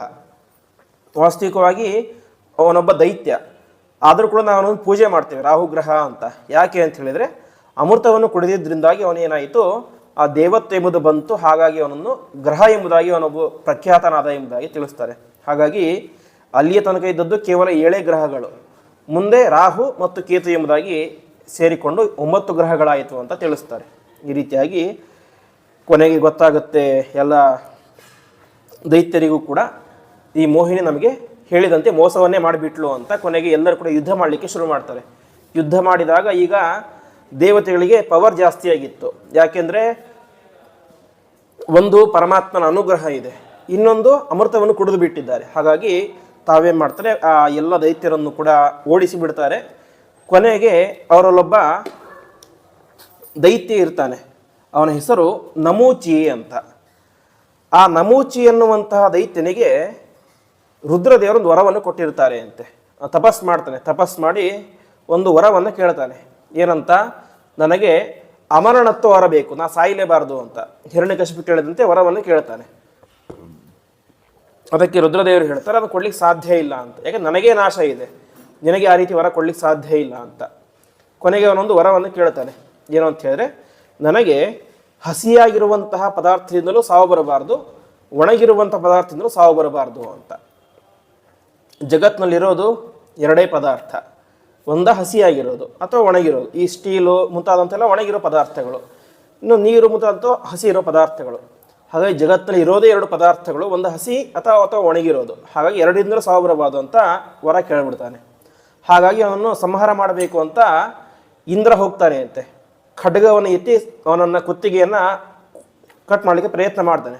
ಆದರೆ ಸಾಯೋದೇ ಇಲ್ಲ ಅವನು. ಯಾಕೆ? ಕುತ್ತಿಗೆ ಒಂದು ಒಣಗಿರುವಂತಹ ಐಟಮ್. ಆವಾಗ ರುದ್ರದೇವರು ಹೇಳ್ತಾರೆ, ನಾನು ಇವನಿಗೆ ಶಾಪ ಕೊಟ್ಟು ವರವನ್ನು ಕೊಟ್ಟಿದ್ದೇನೆ ಈ ರೀತಿಯಾಗಿ ಅಂತ. ಕೊನೆಗೆ ಇಂದ್ರದೇವರು ಒಂದು ಉಪಾಯವನ್ನು ಮಾಡಿ ಸಮುದ್ರದಲ್ಲಿರುವಂಥ ನೊರೆಯಿಂದ ಅವನನ್ನು ಸಂಹಾರ ಮಾಡ್ತಾರೆ ಅಂತೆ. ಯಾಕೆಂತ ನೊರೆ ಈ ಕಡೆ ಸಂಪೂರ್ಣವಾಗಿ ಒಣಗಿರೋದು ಇಲ್ಲ, ಹಾಗಂತ ಫುಲ್ ಹಸಿನೂ ಇರೋದಿಲ್ಲ. ಹಸಿ ಮತ್ತು ಒಣಗಿ ಮಧ್ಯದಲ್ಲಿ ಇರುವಂಥದ್ದು ಯಾವುದು? ಸಮುದ್ರದ ನೊರೆ. ಇವತ್ತು ಹಾಲಿನ ನೊರೆ ಅಂತ ಹೇಳ್ತೀವಲ್ಲ, ಅದು ಮುಟ್ಟಿದರೆ ಅಷ್ಟು ಹಸಿನೂ ಇರೋದಿಲ್ಲ, ಹಾಗಂತ ಒಣಗಿರೋದು ಇರೋದಿಲ್ಲ. ಹಾಗೆ ಮಧ್ಯದ ಹಂತ. ಹೇಗೆ ಹಿರಣ್ಯಕಶಿಪು ಮನೆ ಒಳಗೂ ಸಾಯಬಾರ್ದು ಅಂತ ಕೇಳ್ಕೊಂಡ, ಮನೆಗೂ ಹೊರಗೂ ಸಾಯಬಾರ್ದು ಅಂತ ಕೇಳ್ಕೊಂಡ. ಕೊನೆಗೆ ಎಲ್ಲಿ ಸಂಹಾರ ಮಾಡಿದರು? ಹೊಸ್ತಿಲ ಮೇಲೆ ಸಂಹಾರ ಮಾಡಿದರು. ಹೊಸ್ತಿಲ ಅನ್ನೋದು ಮನೆ ಹೊರಗೂ ಅಂತ ಅಲ್ಲ, ಹಾಗಂತ ಒಳಗೂ ಅಂತೂ ಅರ್ಥನ ಅಲ್ಲ.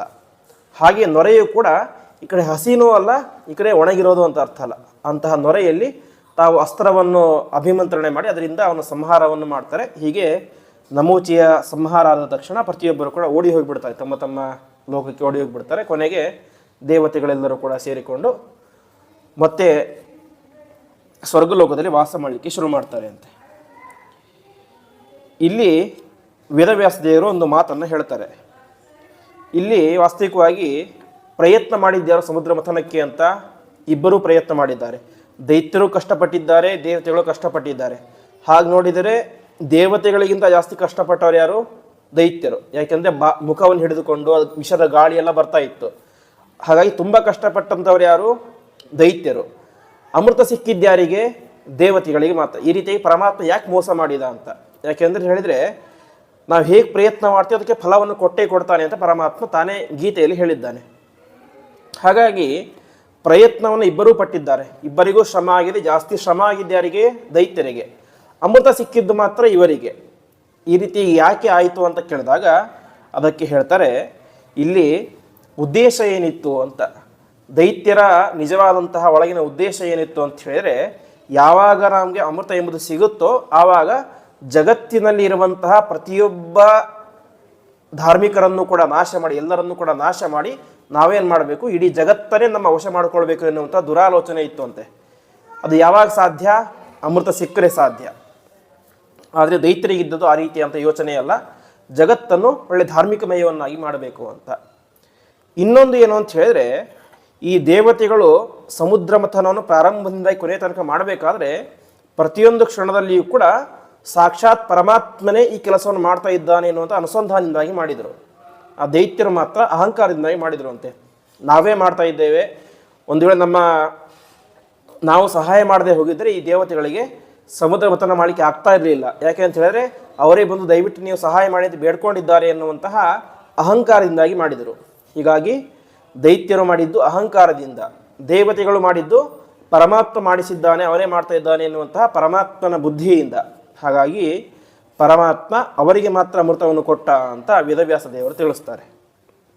ಈ ರೀತಿಯಾಗಿ ಸಮುದ್ರ ಮಥನ ಎಲ್ಲ ಆದ ಮೇಲೆ ವಿಶೇಷವಾಗಿ ಎಲ್ಲ ದೇವತೆಗಳು ಕೂಡ ಸ್ವರ್ಗಲೋಕದಲ್ಲಿ ವಾಸ ಮಾಡಲಿಕ್ಕೆ ಶುರು ಮಾಡ್ತಾರೆ.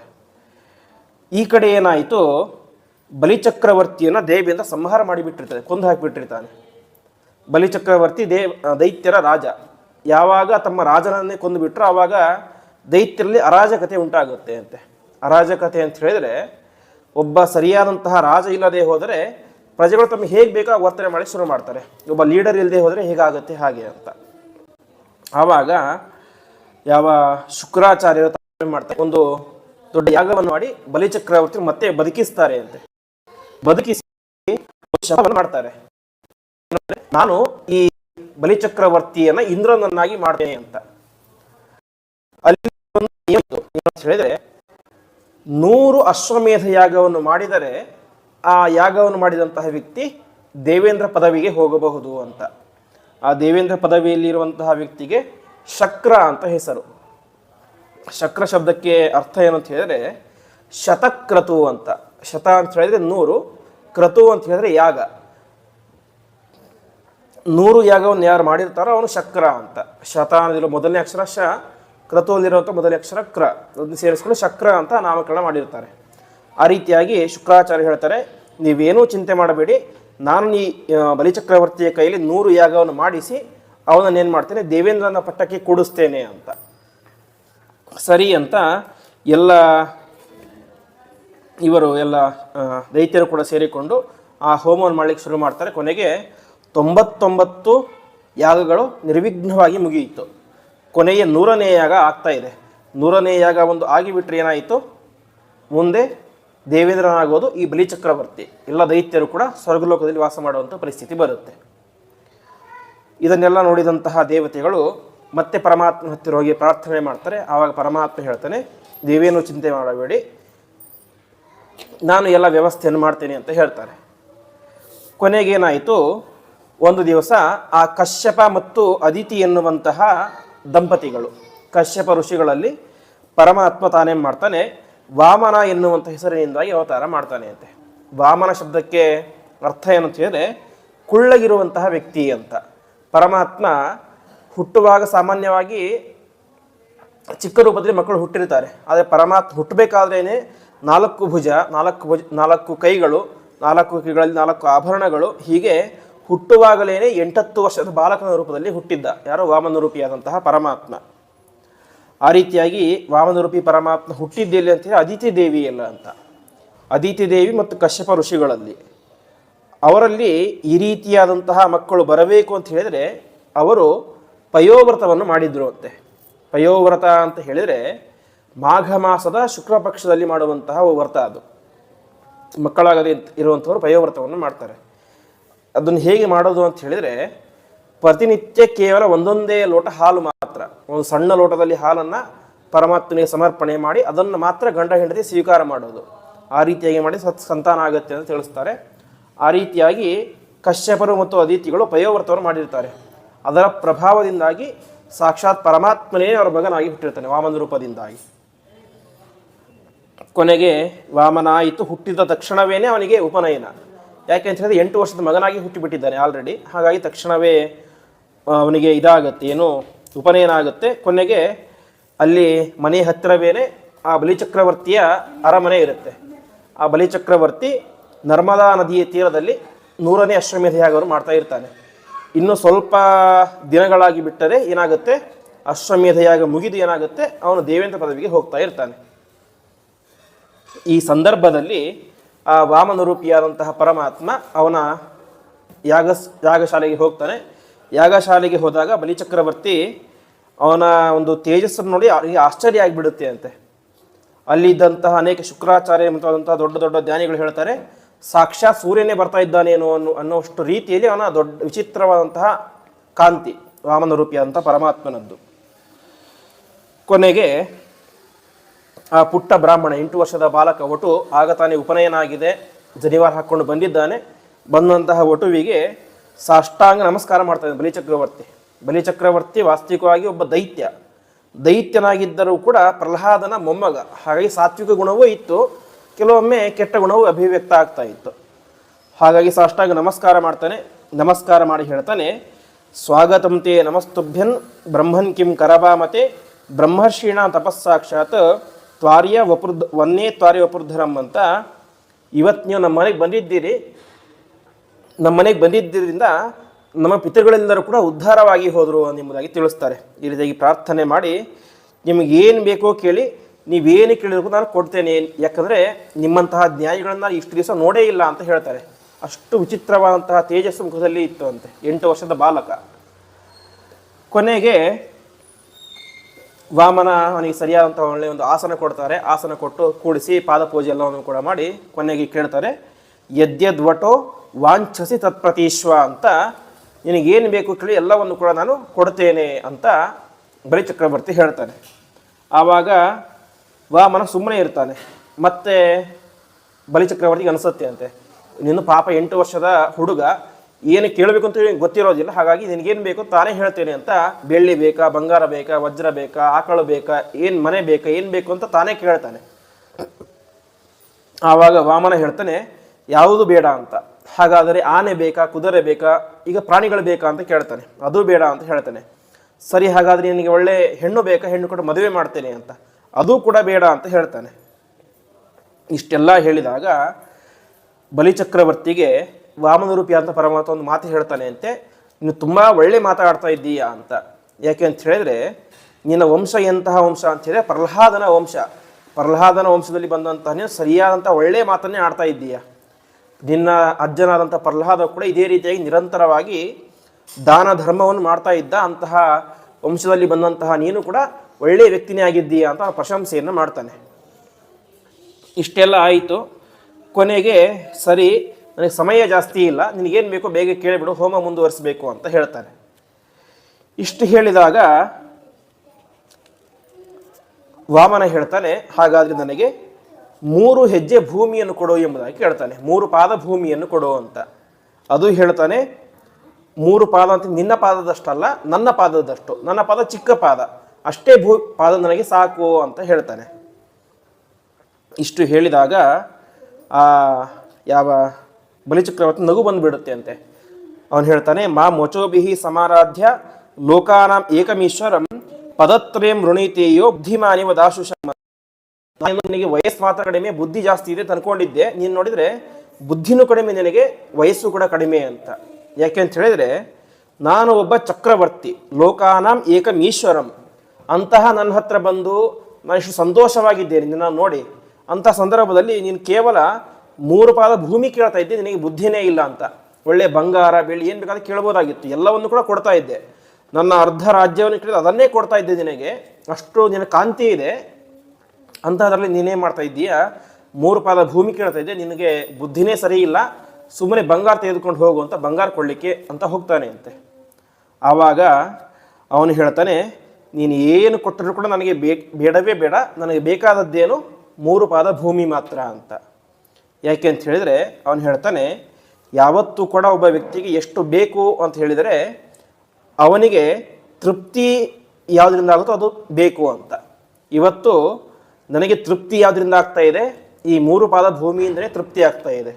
ಯಾಕೆ ಅಂತ ಹೇಳಿದ್ರೆ, ಈ ಬೆಳ್ಳಿ ಬಂಗಾರ ದುಡ್ಡು ಗಿಡ್ಡು ಎಲ್ಲವೂ ಕೂಡ ಎಷ್ಟು ಕೊಟ್ಟರೂ ಕೂಡ ಅದು ಏನಾಗೋದಿಲ್ಲ, ಯಾರಿಗೆ ಇಂದ್ರಿಯ ನಿಗ್ರಹ ಇರೋದಿಲ್ಲ ಅದನ್ನು ಸಾಕು ಅಂತ ಅನಿಸೋದಿಲ್ಲ. ಯಾವುದೇ ಒಬ್ಬ ವ್ಯಕ್ತಿಗೆ ಏನೇ ಕೊಟ್ಟರೂ ಕೂಡ ಸಾಕು ಅಂತ ಅನಿಸೋದಿಲ್ಲ. ಯಾಕೆಂದರೆ ಅದಕ್ಕಿಂತ ಜಾಸ್ತಿ ಇನ್ನೊಂದು ಇದ್ದೇ ಇರುತ್ತೆ. ಹಾಗಾಗಿ ಇಂದ್ರಿಯ ನಿಗ್ರಹ ಎಂಬುದು ಪ್ರಧಾನ, ತೃಪ್ತಿ ಎಂಬುದು ಪ್ರಧಾನ. ಇವತ್ತು ನನಗೆ ತೃಪ್ತಿ ಯಾವುದರಿಂದ, 3 ಪಾದ ಭೂಮಿಯಿಂದ. ಹಾಗಾಗಿ ಅದನ್ನು ಕೂಡ ಸಾಕು, ಅದನ್ನು ಬಿಟ್ಟು ನೀನು ನಿನ್ನ ಇಡೀ ರಾಜ್ಯವನ್ನೇ ಕೊಟ್ಟರೂ ಕೂಡ ನನಗೇನಾಗೋದಿಲ್ಲ, ತೃಪ್ತಿ ಆಗೋದಿಲ್ಲ. ಹಾಗಾಗಿ ನನಗದು ಯಾವುದೂ ಬೇಡ, ನನಗೆ 3 ಪಾದ ಭೂಮಿ ಮಾತ್ರ ಸಾಕು ಎಂಬುದಾಗಿ ಹೇಳ್ತಾರೆ. ಮತ್ತೆ ಮಾಡಿ ಮುಂದೆ ಹೇಳ್ತಾನೆ, ನೀನು ಎಷ್ಟು ಕೊಟ್ಟರೂ ಕೂಡ ಕೊನೆಗದ ನಾನು ಇಲ್ಲಿ ಬಿಟ್ಟೇ ಹೋಗಬೇಕು, ತೆಗೆದುಕೊಂಡು ಹೋಗ್ಲಿಕ್ಕೆ ಸಾಧ್ಯ ಇಲ್ಲ ಯಾವುದೇ ಒಬ್ಬ ಮನುಷ್ಯನಾದಂಥವನು. ಹಾಗಾಗಿ ನನಗೆ ಬೇಕಾದದ್ದು 3 ಪಾದ ಭೂಮಿ ಮಾತ್ರ, ಅದನ್ನು ಕೊಟ್ಟು ಬಿಡು ಎಂಬುದಾಗಿ ವಾಮನ ರೂಪಿ ಅಂತ ಪರಮಾತ್ಮ ಹೇಳ್ತಾನೆ. ಇಷ್ಟು ಹೇಳಿದಾಗ ಇವನಿಗೂ ಸರಿ ಅಂತ ಅನಿಸುತ್ತೆ ಅಂತೆ ಒಲಿ ಚಕ್ರವರ್ತಿಗೆ. ಅವನಿಗೆ ತೃಪ್ತಿ ಯಾವುದರಿಂದ, 3 ಪಾದ ಭೂಮಿಯಿಂದ, ಅದನ್ನೇ ಕೊಡೋಣ ಅಂತ ತೀರ್ಮಾನ ಮಾಡ್ತಾನೆ. ತೀರ್ಮಾನ ಮಾಡಿದಾಗ ಕೊನೆಗೆ ಸಂಕಲ್ಪ ಮಾಡಬೇಕು, ದಾನ ಕೊಡ್ತಾ ಇದ್ದೇನೆ ಅಂತ. ತಾನು ಆಚಮನ ಎಲ್ಲವನ್ನು ಕೂಡ ಮಾಡಿ ಇಂತಹ ಗೋತ್ರದಲ್ಲಿ ಹುಟ್ಟಿದಂತಹ ಈ ವಾಮನ ಎನ್ನುವಂಥ ಹೆಸರಿನ ಬ್ರಾಹ್ಮಣನಿಗೆ ದಾನವನ್ನು ಕೊಡ್ತಾ ಇದ್ದೇನೆ ಅಂತ. ಅವನ ಹೆಂಡತಿ ವಿಂಧ್ಯಾವಳಿ ಅಂತ, ಅವಳಿನ ಕೈಗೆ ನೀರು ಹಾಕಬೇಕು. ನೀರು ಹಾಕುವಂಥ ಸಂದರ್ಭದಲ್ಲಿ ಏನಾಗುತ್ತೆ ಅಂತ ಹೇಳಿದರೆ, ಈ ಶುಕ್ರಾಚಾರ್ಯರಿಗೆ ಗೊತ್ತಾಗುತ್ತೆ ಅಂತೆ, ಬಂದಿರುವಂತಹ ವ್ಯಕ್ತಿ ಸಾಮಾನ್ಯ ವ್ಯಕ್ತಿ ಅಲ್ಲ, ಇವನು ಸಾಕ್ಷಾತ್ ಪರಮಾತ್ಮನೇ ಬಂದಿದ್ದಾನೆ, ಮೋಸ ಮಾಡಲಿಕ್ಕೆ ಬಂದಿದ್ದಾನೆ ಅಂತ. ಆವಾಗ ಮೋಸ ಮಾಡಲಿಕ್ಕೆ ಬಂದಿದ್ದಾನೆ, ಹಾಗಾಗಿ ಇದು ಪರಮಾತ್ಮನ ಇದು ನಟನೆ ಇದು, ಹಾಗಾಗಿ ನೀನು ದಾನವನ್ನು ಕೊಟ್ಟು ಮೋಸ ಹೋಗಬೇಡ ಅಂತ. ಆವಾಗ ಬಲಿಚಕ್ರವರ್ತಿ ಹೇಳ್ತಾನೆ, ಇದು ಸರ್ವಥಾ ಸಾಧ್ಯ ಇಲ್ಲ ಅಂತ. ಒಂದು ವೇಳೆ ನೀವು ಹೇಳಿದಂತೆ ಈ ವ್ಯಕ್ತಿ ನನಗೆ ಮೋಸವನ್ನೇ ಮಾಡಲಿಕ್ಕೆ ಬಂದಿದ್ದರೂ ಕೂಡ ನಾನು ದಾನ ಮಾಡೇ ಮಾಡ್ತೇನೆ ಅಂತ. ಯಾಕೆ ಅಂತ ಹೇಳಿದ್ರೆ, ನಾನು ಮಾತು ಕೊಟ್ಟಾಗ್ಬಿಟ್ಟಿದ್ದೆ, ನಿನಗೆ 3 ಪಾದ ಭೂಮಿಯನ್ನು ಕೊಟ್ಟೇ ಕೊಡ್ತೇನೆ ಅಂತ. ಯಾವತ್ತೂ ಕೂಡ ನಾವು ಒಂದು ಪ್ರತಿಜ್ಞೆಯನ್ನು ಮಾಡಿದ ಮೇಲೆ ಅದು ಎಷ್ಟೇ ಕಷ್ಟ ಆದರೂ ಕೂಡ ಅದರ ಹತ್ರ ನಡ್ಕೊಳ್ಬೇಕು ಅಂತ ನಾವು. ಹಾಗಾಗಿ ಇವತ್ತು ನಾನು ಮಾತು ಕೊಟ್ಟಿದ್ದೇನೆ, ಈ ಮಾತಿನಿಂದ ನನ್ನ ಇಡೀ ರಾಜ್ಯವೇ ನಾಶವಾಗಿ ಹೋದರೂ ಪರವಾಗಿಲ್ಲ, ನಾನು ದಾನವನ್ನು ಮಾಡೇ ಮಾಡ್ತೇನೆ ಅಂತ ಒಳ್ಳೆಯ ಮಾತನ್ನು ಹೇಳ್ತಾನೆ. ಈ ರೀತಿಯಾಗಿ ಮಾತನಾಡಿದಾಗ ಬಲಿಚಕ್ರವರ್ತಿ ಹೇಳ್ತಾನೆ, ನಿನಗೆ ತಲೆ ಕೆಟ್ಟಿದೆ ಅಂತ. ಯಾಕೆ ಅಂತ ಹೇಳಿದರೆ, ಅತಿ ಸರ್ವತ್ರ ವರ್ಜಯಿತ್ ಅಂತ ಒಂದು ನಿಯಮ ಇದೆ. ಅತಿಯಾದರೆ ಅಮೃತ ವಿಷ ಅಂತ ಹೇಳ್ತಾರೆ. ಹಾಗಾಗಿ ನೀನು ಅತಿಯಾಗಿ ಸತ್ಯ ಅಂತ ಹೊರಟುಬಿಟ್ಟು ನಿನ್ನ ನಾಶವೇ ಆಗಿ ಹೋಗಿಬಿಡುತ್ತೆ. ಹಾಗಾಗಿ ಯಾವುದು ಸುಳ್ಳು ಯಾವುದು ಸತ್ಯ ಅಂತ ವಿಚಾರ ಮಾಡಿ ಸರಿಯಾಗಿ ವ್ಯವಹಾರ ಮಾಡಬೇಕು. ಹಾಗಾಗಿ ನೀನು ಮಾಡ್ತಾ ಇರೋದು ಸರಿಯಲ್ಲ, ನೀನು ಹೀಗೆ ಮಾಡ್ತಾ ಇದ್ದರೆ ನಾನು ನಿನ್ನ ಯಾಗವನ್ನೇ ಮಾಡಿಸೋದಿಲ್ಲ ಅಂತ ಹೇಳಿಬಿಡ್ತಾರೆ. ಇಷ್ಟು ಹೇಳಿದರೂ ಕೂಡ ಏನು ಮಾಡೋದಿಲ್ಲ ಬಲಿಚಕ್ರವರ್ತಿ, ತಾನು ಹಿಂದೆ ಸರಿಯೋದಿಲ್ಲ ಅಂತೆ. ಯಾಕೆ ಅಂತ ಹೇಳಿದರೆ, ಹಿಂದೆ ಹೇಳಿದಂತೆ ಅತ್ಯಂತ ಸಾತ್ವಿಕ ವ್ಯಕ್ತಿ ಬಲಿಚಕ್ರವರ್ತಿ.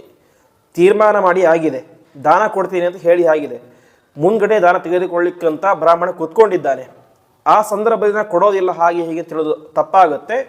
ಹಾಗಾಗಿ ನನಗೆ ನಾಶವಾದರೂ ಪರವಾಗಿಲ್ಲ, ದಾನ ಕೊಟ್ಟೇ ಕೊಡ್ತೇನೆ ಅಂತ ತೀರ್ಮಾನ ಮಾಡ್ತಾನೆ. ಕೊನೆಗೆ ಅವನ ಹೆಂಡತಿ ನೀರು ಹಾಕಬೇಕು. ನೀರು ಹಾಕಬೇಕಾದ್ರೆ ಈ ರೀತಿ ಉದ್ಧರಣೆಯಿಂದ ಅಲ್ಲ, ಕೆಲವೊಂದು ಗಿಂಡಿ ಅಂತ ಇರುತ್ತೆ, ಅದಕ್ಕೊಂದು ತಂಬಿಗೆ ಮುಂದೆ ಒಂದು ಹೀಗೆ ಉದ್ದಕ್ಕೆ ಬಂದಿರುತ್ತೆ, ಅದರಿಂದ ನೀರು ಹಾಕ್ತಾ ಇರ್ತಾಳೆ. ಆವಾಗ ಏನು ಮಾಡ್ತಾನೆ, ಈ ಶುಕ್ರಾಚಾರ್ಯರನ್ನು ಸಣ್ಣ ಹುಳುವಿನ ರೂಪದಲ್ಲಿ ಹೋಗಿ ಅದರ ಒಳಗಡೆ ತೋರ್ಕೊಂಡ್ಬಿಡ್ತಾರೆ ಅಂತೆ. ಹೇಗಾದರೂ ಮಾಡಿ ಅವರ ಉದ್ದೇಶ ಏನು, ಹೇಗಾದರೂ ಮಾಡಿ ಬಲಿಚಕ್ರವರ್ತಿಗೆ ರಾಜ್ಯ ಉಳಿಸಬೇಕು ಅಂತ. ಬಲಿಚಕ್ರವರ್ತಿಗೇನೋ ರಾಜ್ಯ ಹೋದ್ರೂ ಪರವಾಗಿಲ್ಲ, ತನ್ನ ಮಾತು ಉಳಿಬೇಕಂತ ಆಸೆ. ಅದರೊಳಗಡೆ ಹೋಗಿ ಕೂತ್ಕೊಂಡ್ಬಿಡ್ತಾರೆ. ವಿಂಧ್ಯಾವಳಿ ನೀರು ಹಾಕ್ತಾಳೆ, ನೀರು ಬರೋದೇ ಇಲ್ಲ. ಕೊನೆಗೆ ಅಲ್ಲಿ ಇದ್ದಂಥ ಒಂದು ದರ್ಭೆಯನ್ನು ತೆಗೆದುಕೊಂಡು ಅದರ ಕಣ್ಣಿಗೆ ಚುಚ್ಚಿ ಬಿಡ್ತಾನೆ ಅಂತೆ. ಯಾರು? ಬಲಿಚಕ್ರವರ್ತಿ. ಅದೇನಂತ ಗೊತ್ತಿರೋದಿಲ್ಲ ಅವನಿಗೆ, ಏನೋ ಸಿಕ್ಕಾಕೊಂಡಿದೆ, ಕಡ್ಡಿ ಹಾಕೋಣ ಅಂತ ದರ್ಭೆಯನ್ನು ಕಣ್ಣಿಗೆ ಚುಚ್ತಾರೆ. ಅವತ್ತಿಂದ ಶುಕ್ರಾಚಾರ್ಯ ಒಂದು ಕಣ್ಣೇ ಹೋಗಿಬಿಡುತ್ತೆ ಅಂತೆ. ಶುಕ್ರಾಚಾರ್ಯ ಒಂದು ಕಣ್ಣು ನಾಶ ಆಗಿ ಅವರು ಹೊರಗಡೆ ಬಂದುಬಿಡ್ತಾರೆ, ರಕ್ತ ಸುರಿತ. ಕೊನೆಗೆ ಬಲಿಚಕ್ರವರ್ತಿ ಅವನ ಕೈಯಿಂದ ದಾನವನ್ನು, ನೀರನ್ನು ಹಾಕಿಸಿಕೊಂಡು 3 ಪಾದ ದಾನವನ್ನು ಮಾಡ್ತೇನೆ ಅಂತ ತಾನೇನು ಮಾಡ್ತಾನೆ, ಸಂಕಲ್ಪವನ್ನು ಮಾಡ್ತಾನೆ. ಸಂಕಲ್ಪವನ್ನು ಮಾಡಿದಾಗ ಶುಕ್ರಾಚಾರ್ಯಗೆ ತುಂಬ ಸಿಟ್ಟು ಬರುತ್ತೆ ಅಂತೆ. ಸಿಟ್ಟು ಬಂದು ಅವನಿಗೆ ಶಾಪವನ್ನು ಕೊಡ್ತಾರೆ. ನಿನ್ನ ಸಂಪತ್ತೆಲ್ಲವೂ ಕೂಡ ನಾಶವಾಗಿ ಹೋಗಿಬಿಡಲೇ ಶಾಪ ಕೊಟ್ಟು ಬಿಡ್ತಾರೆ. ಹೀಗೆ ಗುರುಗಳಿಂದ ಶಾಪ ಬಂತೇನೋ, ಸಂಪತ್ತೆಲ್ಲವೂ ನಾಶವಾಗಿ ಹೋಗಲಿ ಅಂತ. ಅದಕ್ಕಿಂತ ಮುಂಚೆಯೇ ಪರಮಾತ್ಮ ಸಂಕಲ್ಪ ಮಾಡಿ ಆಗಿತ್ತು, ಏನಂತ, ಇವನ ಸಂಪತ್ತನ್ನು ನಾಶ ಮಾಡಬೇಕು ಅಂತ. ಕೊನೆಗೆ ಇಷ್ಟೆಲ್ಲ ಆಯಿತು. ಬಲಿಚಕ್ರವರ್ತಿ ತಾನೇನು ಮಾಡ್ತಾನೆ, ಇಲ್ಲಿ ಏನಾಗಿದೆ, ಆಲ್ರೆಡಿ ಶಾಪ ಕೊಟ್ಟಾಗ್ಬಿಟ್ಟಿದೆ. ಸಂಕಲ್ಪ ಮಾಡಿದ ತಕ್ಷಣ ಶುಕ್ರಾಚಾರ್ಯ ಹೊರಗಡೆ ಬಂದರು, ಗಿಂಡಿಯಿಂದ ಹೊರಗಡೆ ಬಂದು ಶಾಪ ಕೊಟ್ಟರು, ನಿನ್ನ ಸಂಪತ್ತೆಲ್ಲ ಕೂಡ ನಾಶವಾಗಿ ಹೋಗಲಿ ಅಂತ. ಬಲಿಚಕ್ರವರ್ತಿ ಅವನಿಗೆ ಜೀವನದಲ್ಲಿ ತುಂಬ ನಂಬಿಕೆ ಇದ್ದದ್ದು ಯಾರ ಮೇಲೆ ಅಂತಂದರೆ ಶುಕ್ರಾಚಾರ್ಯರ ಮೇಲೆ ಅಂತ. ಯಾಕೆಂತ ಹೇಳಿದರೆ ಬಲಿಚಕ್ರವರ್ತಿ ಸತ್ತು ಹೋಗಿದ್ದಾಗ ಬದುಕಿಸಿದ ಯಾರು? ಇದೇ ಶುಕ್ರಾಚಾರ್ಯರು. ಹಾಗಾಗಿ ಅವರ ಮಾತಿನ ಮೇಲೆ ತುಂಬ ನಂಬಿಕೆ ಇತ್ತು ಅಂತೆ. ಈಗ ಶುಕ್ರಾಚಾರ್ಯ ಏನು ಶಾಪ ಕೊಟ್ಟಿದ್ದಾರೆ, ಇನ್ನು ಸಂಪತ್ತೇ ನಾಶವಾಗಿ ಶಾಪ ಕೊಟ್ಬಿಟ್ಟಿದ್ದಾರೆ. ಹಾಗಾಗಿ ಅವನಿಗೊಂದು ತೀರ್ಮಾನ ಆಯಿತು, ನನ್ನ ಸಂಪತ್ತು ಇವತ್ತು ನಾಶವಾಗಿ ಹೋಗುತ್ತೆ ಅಂತ. ಆ ರೀತಿಯಾಗಿ ಸಂಪತ್ತೇ ನಾಶವಾಗುತ್ತೆ ಅಂತ ಗೊತ್ತಾದರೂ ಕೂಡ ತಾನೇ ಮಾಡಲಿಲ್ಲ, ಹಿಂದೆ ಬರಲಿಲ್ಲ ಅಂತೆ. ನಾನು ದಾನ ಮಾಡಿಯೇ ಮಾಡ್ತೇನೆ, ನನ್ನ ಮಾತು ಸತ್ಯ ಆಗಬೇಕು ಅಂತ ತೀರ್ಮಾನ ಮಾಡಿದ. ಕೊನೆಗೆ ವಿಂಧ್ಯಾವಳಿಗೆ ಹೇಳ್ತಾನೆ, ನೀರು ತೆಗೆದುಕೊಂಡು ಬಾ ಅಂತ. ಆ ವಿಂಧ್ಯಾವಳಿ ಹೋಗಿ ಬಂಗಾರದ ಕಲಶದಲ್ಲಿ ನೀರು ತೆಗೆದುಕೊಂಡು ಬರ್ತಾಳೆ. ಆ ದಾನ ಕೊಡೋದಕ್ಕಿಂತ ಮುಂಚೆ ಆ ಬಲಿಚಕ್ರವರ್ತಿ ಮತ್ತು ವಿಂಧ್ಯಾವಳಿ ಇಬ್ಬರು ಕೂಡ ಆ ವಟುವಿನ ಪಾದವನ್ನು ಪ್ರಕ್ಷಾಲನೆ ಮಾಡ್ತಾರೆ. ಪ್ರಕ್ಷಾಲನೆಯನ್ನು ಮಾಡಿ ಮುಂದೆ ದಾನ ಕೊಡಬೇಕು ಅಂತ ಸಿದ್ಧನಾಗ್ತಾನೆ. ಸಿದ್ಧನಾದಾಗ ಎಲ್ಲ ದೇವಾನುದೇವತೆಗಳೆಲ್ಲರೂ ಕೂಡ ಬಂದು ಆಕಾಶದಲ್ಲಿ ನಿಂತ್ಕೊಳ್ತಾರೆ ಅಂತೆ. ಯಾಕೆ ಅಂತ ಹೇಳಿದರೆ ಇದು ಒಂದು ರೀತಿಯಾಗಿ ಅದ್ಭುತವಾದಂತಹ ದಾನ. ಒಂದು ಇಡೀ ಇತಿಹಾಸದಲ್ಲಿಯೇ ಪರಮಾತ್ಮ ಯಾವತ್ತೂ ಕೂಡ ಇನ್ನೊಬ್ಬರಿಂದ ದಾನ ತೆಗೆದುಕೊಂಡಿದ್ದು ಅಂತ ಇಲ್ಲ, ಇದೇ ಫಸ್ಟು. ಇನ್ನೊಂದು, ಯಾವುದೇ ಒಬ್ಬ ವ್ಯಕ್ತಿ ದಾನ ಕೊಡಬೇಕಾದ್ರೆ ಅವನಿಗೆ ತನ್ನ ನಾಶ ಆಗತ್ತೆ ದಾನ ಕೊಟ್ರಿ ಅಂತ ಗೊತ್ತಾದರೆ ಯಾವುದೇ ವ್ಯಕ್ತಿ ದಾನ ಮಾಡೋದಿಲ್ಲ. ಯಾಕೆ? ದಾನಕ್ಕಿಂತಲೂ ಕೂಡ ತಾನು ಮುಖ್ಯ. ತಾನೇ ಸತ್ತು ಹೋಗ್ತೇನೆ ಗೊತ್ತಾದರೆ ಯಾವುದೇ ವ್ಯಕ್ತಿ ದಾನ ಮಾಡಲಿಕ್ಕೆ ಸಾಧ್ಯನೇ ಇಲ್ಲ. ಆದರೆ ಬಲಿಚಕ್ರವರ್ತಿಗೆ ಏನಾಗಿದೆ, ದಾನ ಕೊಟ್ಟರೆ ತನ್ನ ನಾಶ ಆಗುತ್ತೆ ಅಂತ ಗೊತ್ತಿದ್ದರೂ ಕೂಡ ಏನು ಮಾಡ್ತಾ ಇದ್ದಾನೆ, ದಾನ ಮಾಡ್ತಾ ಇದ್ದಾನೆ. ದಾನ ಹೇಗೆ ಮಾಡ್ತಾ ಇದ್ದಾನೆ? ಹೆದರಿಕೆಯಿಂದ, ಬೇಸರದಿಂದ, ಸಿಟ್ಟಿನಿಂದ ಅಲ್ಲ. ವಾಮನರೂಪಿಯಾದಂತಹ ಪರಮಾತ್ಮ ಮನೆಗೆ ಬಂದಾಗ ಯಾವ ರೀತಿಯಂತಹ ಮಂದಹಾಸ ಅವನ ಮುಖದಲ್ಲಿ ಇತ್ತೋ, ತನ್ನ ಸಂಪತ್ತು ನಾಶ ಆಗತ್ತೆ ಅಂತ ಗೊತ್ತಾದಾಗಲೂ ಕೂಡ ಅಷ್ಟೇ ಮಂದಹಾಸ ಮುಖದಲ್ಲಿ ಇತ್ತು ಅಂತೆ. ಆ ರೀತಿಯಾಗಿ ಖುಷಿಯಿಂದ ದಾನ ಮಾಡ್ತಾ ಇದ್ದ. ಕೊನೆಗೆ ಮೊದಲ ಪಾದದಿಂದಾಗಿ ಪರಮಾತ್ಮ ಸಮಗ್ರ ಮೇಲ್ಗಡೆಯ 7 ಲೋಕಗಳನ್ನು ಅಳಿತಾನೆ ಅಂತೆ. ಮೊದಲ ಪಾದ ದಾನ ಆಯಿತು, ಇಲ್ಲಿಂದ ಸಮಗ್ರ ಮೇಲ್ಗಡೆಯ 7 ಲೋಕಗಳು. 2ನೇ ಪಾದದಿಂದಾಗಿ ಕೆಳಗಡೆಯ 7 ಲೋಕಗಳು. ಹೀಗೆ 2ನೇ ಪಾದದಿಂದಾಗಿ ಪರಮಾತ್ಮ ಸಮಗ್ರ ಬ್ರಹ್ಮಾಂಡವನ್ನು ಎಳೆದು ಬಿಡ್ತಾನೆ.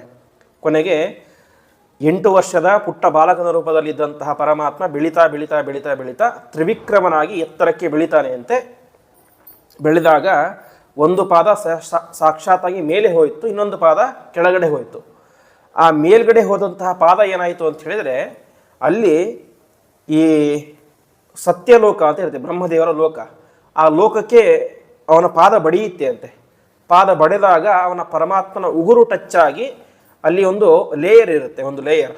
ಆ ಲೇಯರ್ ಸೀಳಿ ಅಲ್ಲಿ ಇದ್ದಂತಹ ನೀರು ಕೆಳಗಡೆ ಬರಲಿಕ್ಕೆ ಶುರುವಾಗುತ್ತೆ ಅಂತೆ. ಆವಾಗ ಬ್ರಹ್ಮದೇವರು ಒಂದು ತಂಬಿಗೆಯಲ್ಲಿ ಆ ನೀರನ್ನು ಹಿಡಿದುಕೊಂಡು ಪರಮಾತ್ಮನ ಪಾದವನ್ನು ತೊಳಿತಾರೆ ಎಂಬುದಾಗಿ ತಿಳಿಸ್ತಾರೆ. ಇನ್ನೊಂದು ಪಾದ ಕೆಳಗಡೆ ಹೋಯಿತು. ಕೆಳಗಡೆ ಲೋಕದಲ್ಲಿದ್ದಂತಹ ಶ್ರೇಷ್ಠ ಜ್ಞಾನಿಗಳೆಲ್ಲರೂ ಕೂಡ ಪರಮಾತ್ಮ ಪಾದವನ್ನು ಪೂಜೆ ಮಾಡ್ತಾರೆ. ಇಷ್ಟ ಆಯಿತು, 2 ಪಾದ ದಾನ ಆಯಿತು. ಕೊನೆಗೆ ಉಳಿದದ್ದೇನು? 1 ಪಾದ. ಅಲ್ಲಿಗೆ ಅವನಿಗೆ ಅರ್ಥ ಆಗಿಬಿಟ್ಟಿರುತ್ತೆ. ಯಾರಿಗೆ? ಬಲಿಚಕ್ರವರ್ತಿಗೆ. ಅವನಂತಹ ವ್ಯಕ್ತಿ ಸಾಮಾನ್ಯ ವ್ಯಕ್ತಿಯಲ್ಲ, ಸಾಕ್ಷಾತ್ ಪರಮಾತ್ಮನೇ ಬಂದಿದ್ದಾನೆ ಅಂತ. ಆವಾಗ ಅವನಿಗೆ ಇದ್ದಂತಹ ಎಲ್ಲ ವಿಧವಾದಂತಹ ಅಹಂಕಾರವು ಕೂಡ ಹೋಗಿಬಿಡುತ್ತೆ ಅಂತೆ. ಹೋಗಿ ಅವನು ಹೇಳ್ತಾನೆ, ಪರಮಾತ್ಮ ನನ್ನನ್ನು ಉದ್ಧಾರ ಮಾಡಲಿಕ್ಕೆ ಅಂತ ನೀನು ಬಂದಿದ್ದೀಯಾ, ಹಾಗಾಗಿ ಇನ್ನೊಂದು ಪಾದ ಎಲ್ಲಿ ಇಡಲಿ ನಾನು ಅಂತ ಇದು ಎಲ್ಲಿ ಕೊಳ್ಳಿ ನೀನು ದಾನ ಅಂತ ಕೇಳ್ತಾನೆ. ಯಾಕೆಂದರೆ ಒಂದು ಪಾದದಿಂದ ಮೇಲ್ಗಡೆ ಎಲ್ಲ ಲೋಕ ಆಗಿಬಿಟ್ಟಿದೆ, ಕೆಳಗಡೆ ಲೋಕ ಇನ್ನೊಂದು ಪಾದದಿಂದ ಆಗಿದೆ, ಇನ್ನು ಎಲ್ಲಿ ಜಾಗವೇ ಉಳಿದಿಲ್ಲ. ಹಾಗಾಗಿ ಮೂರನೇ ಪಾದ ಎಲ್ಲಿ ಕೊಳ್ಳಿ ನೀನೇ ಹೇಳು ಅಂತ ಹೇಳ್ತಾರೆ. ಆವಾಗ ಪರಮಾತ್ಮ ಹೇಳ್ತಾನೆ, ನನಗೆ ದಾನವನ್ನು ಕೇಳುವಂತಹ ಅಧಿಕಾರ ಮಾತ್ರ ನನಗೆ, ಅದೇ ವಸ್ತುಗಳು ಇದೇ ವಸ್ತು ಕೊಡುವಂತಹ ಕೇಳುವಂತಹ ಒಂದು ಮಾತು ದಾನ ತೆಗೆದುಕೊಳ್ಳುವಂಥ ವ್ಯಕ್ತಿಗೆ ಇರಬಾರ್ದು ಅಂತೆ. ದಾನ ಏನು ಕೊಡ್ತಾರೋ ಅಂತ ತೆಗೆದುಕೊಳ್ಳಬೇಕು. ಹಾಗಾಗಿ ದಾನ ಕೊಡುವುದು ಬಿಡುವುದು ನಿನ್ನ ಇಷ್ಟ, ಹಾಗೆ ನೀನೇನು ಕೊಡ್ತಾ ತೆಗೆದುಕೊಳ್ಳುತ್ತೇನೆ ಅಂತ ವಾಮನ ರೂಪಿಯ ಪರಮಾತ್ಮ ಹೇಳ್ತಾನೆ ಅಂತೆ. ಬಲಿಚಕ್ರವರ್ತಿ ವಿಚಾರ ಮಾಡ್ತಾನೆ.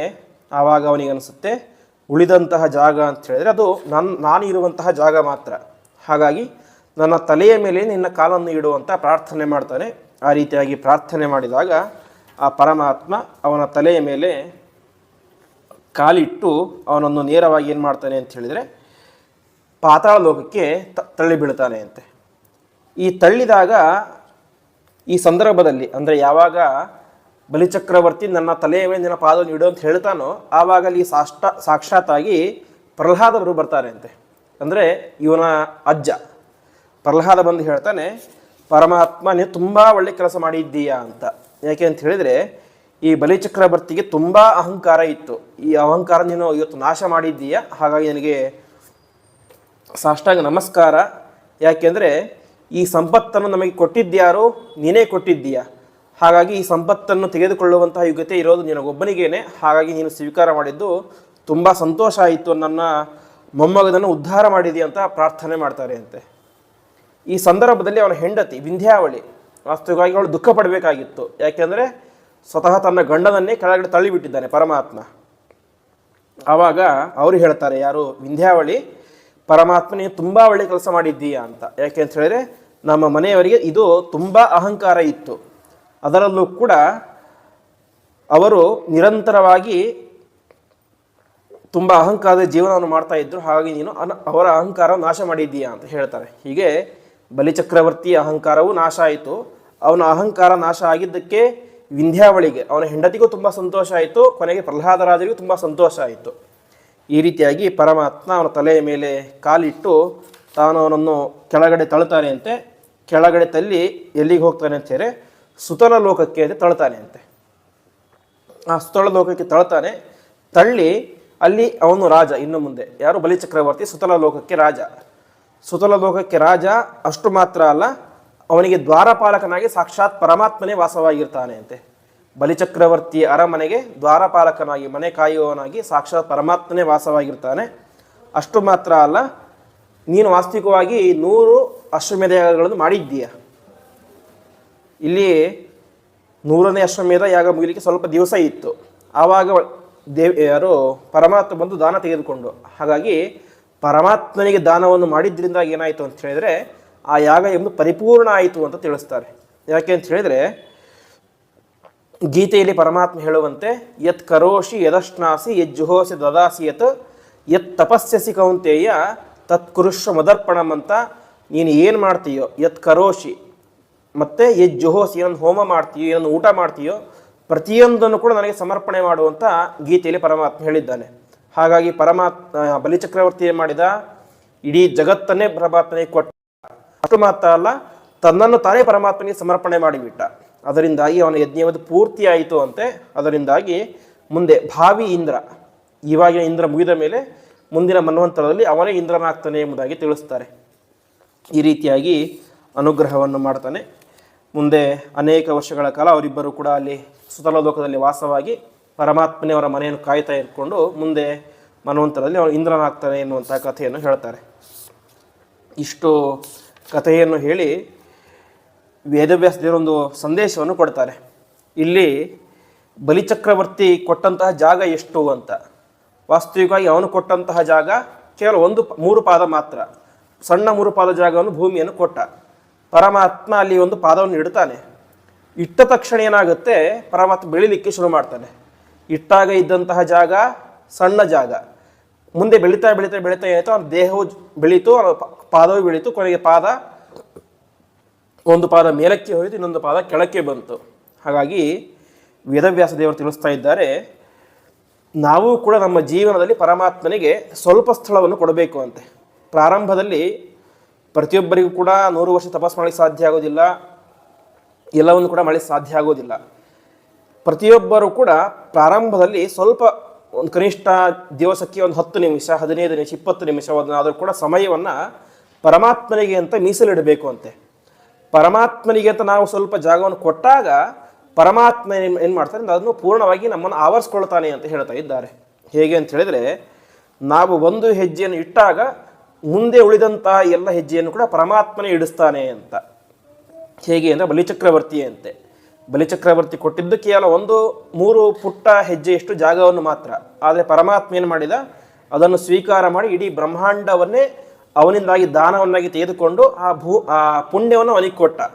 ಹಾಗೆ ನಾವು ಕೂಡ ಒಂದು ಹೆಜ್ಜೆಯನ್ನು ಮುಂದೆ ಇಟ್ಟರೆ ಸಾಕು, ಅದರಿಂದ ಪರಮಾತ್ಮ ಕೈ ಹಿಡಿದುಕೊಂಡು ನಡೆದುಕೊಂಡು ಹೋಗ್ತಾನೆ ಅಂತ. ಅದನ್ನೇ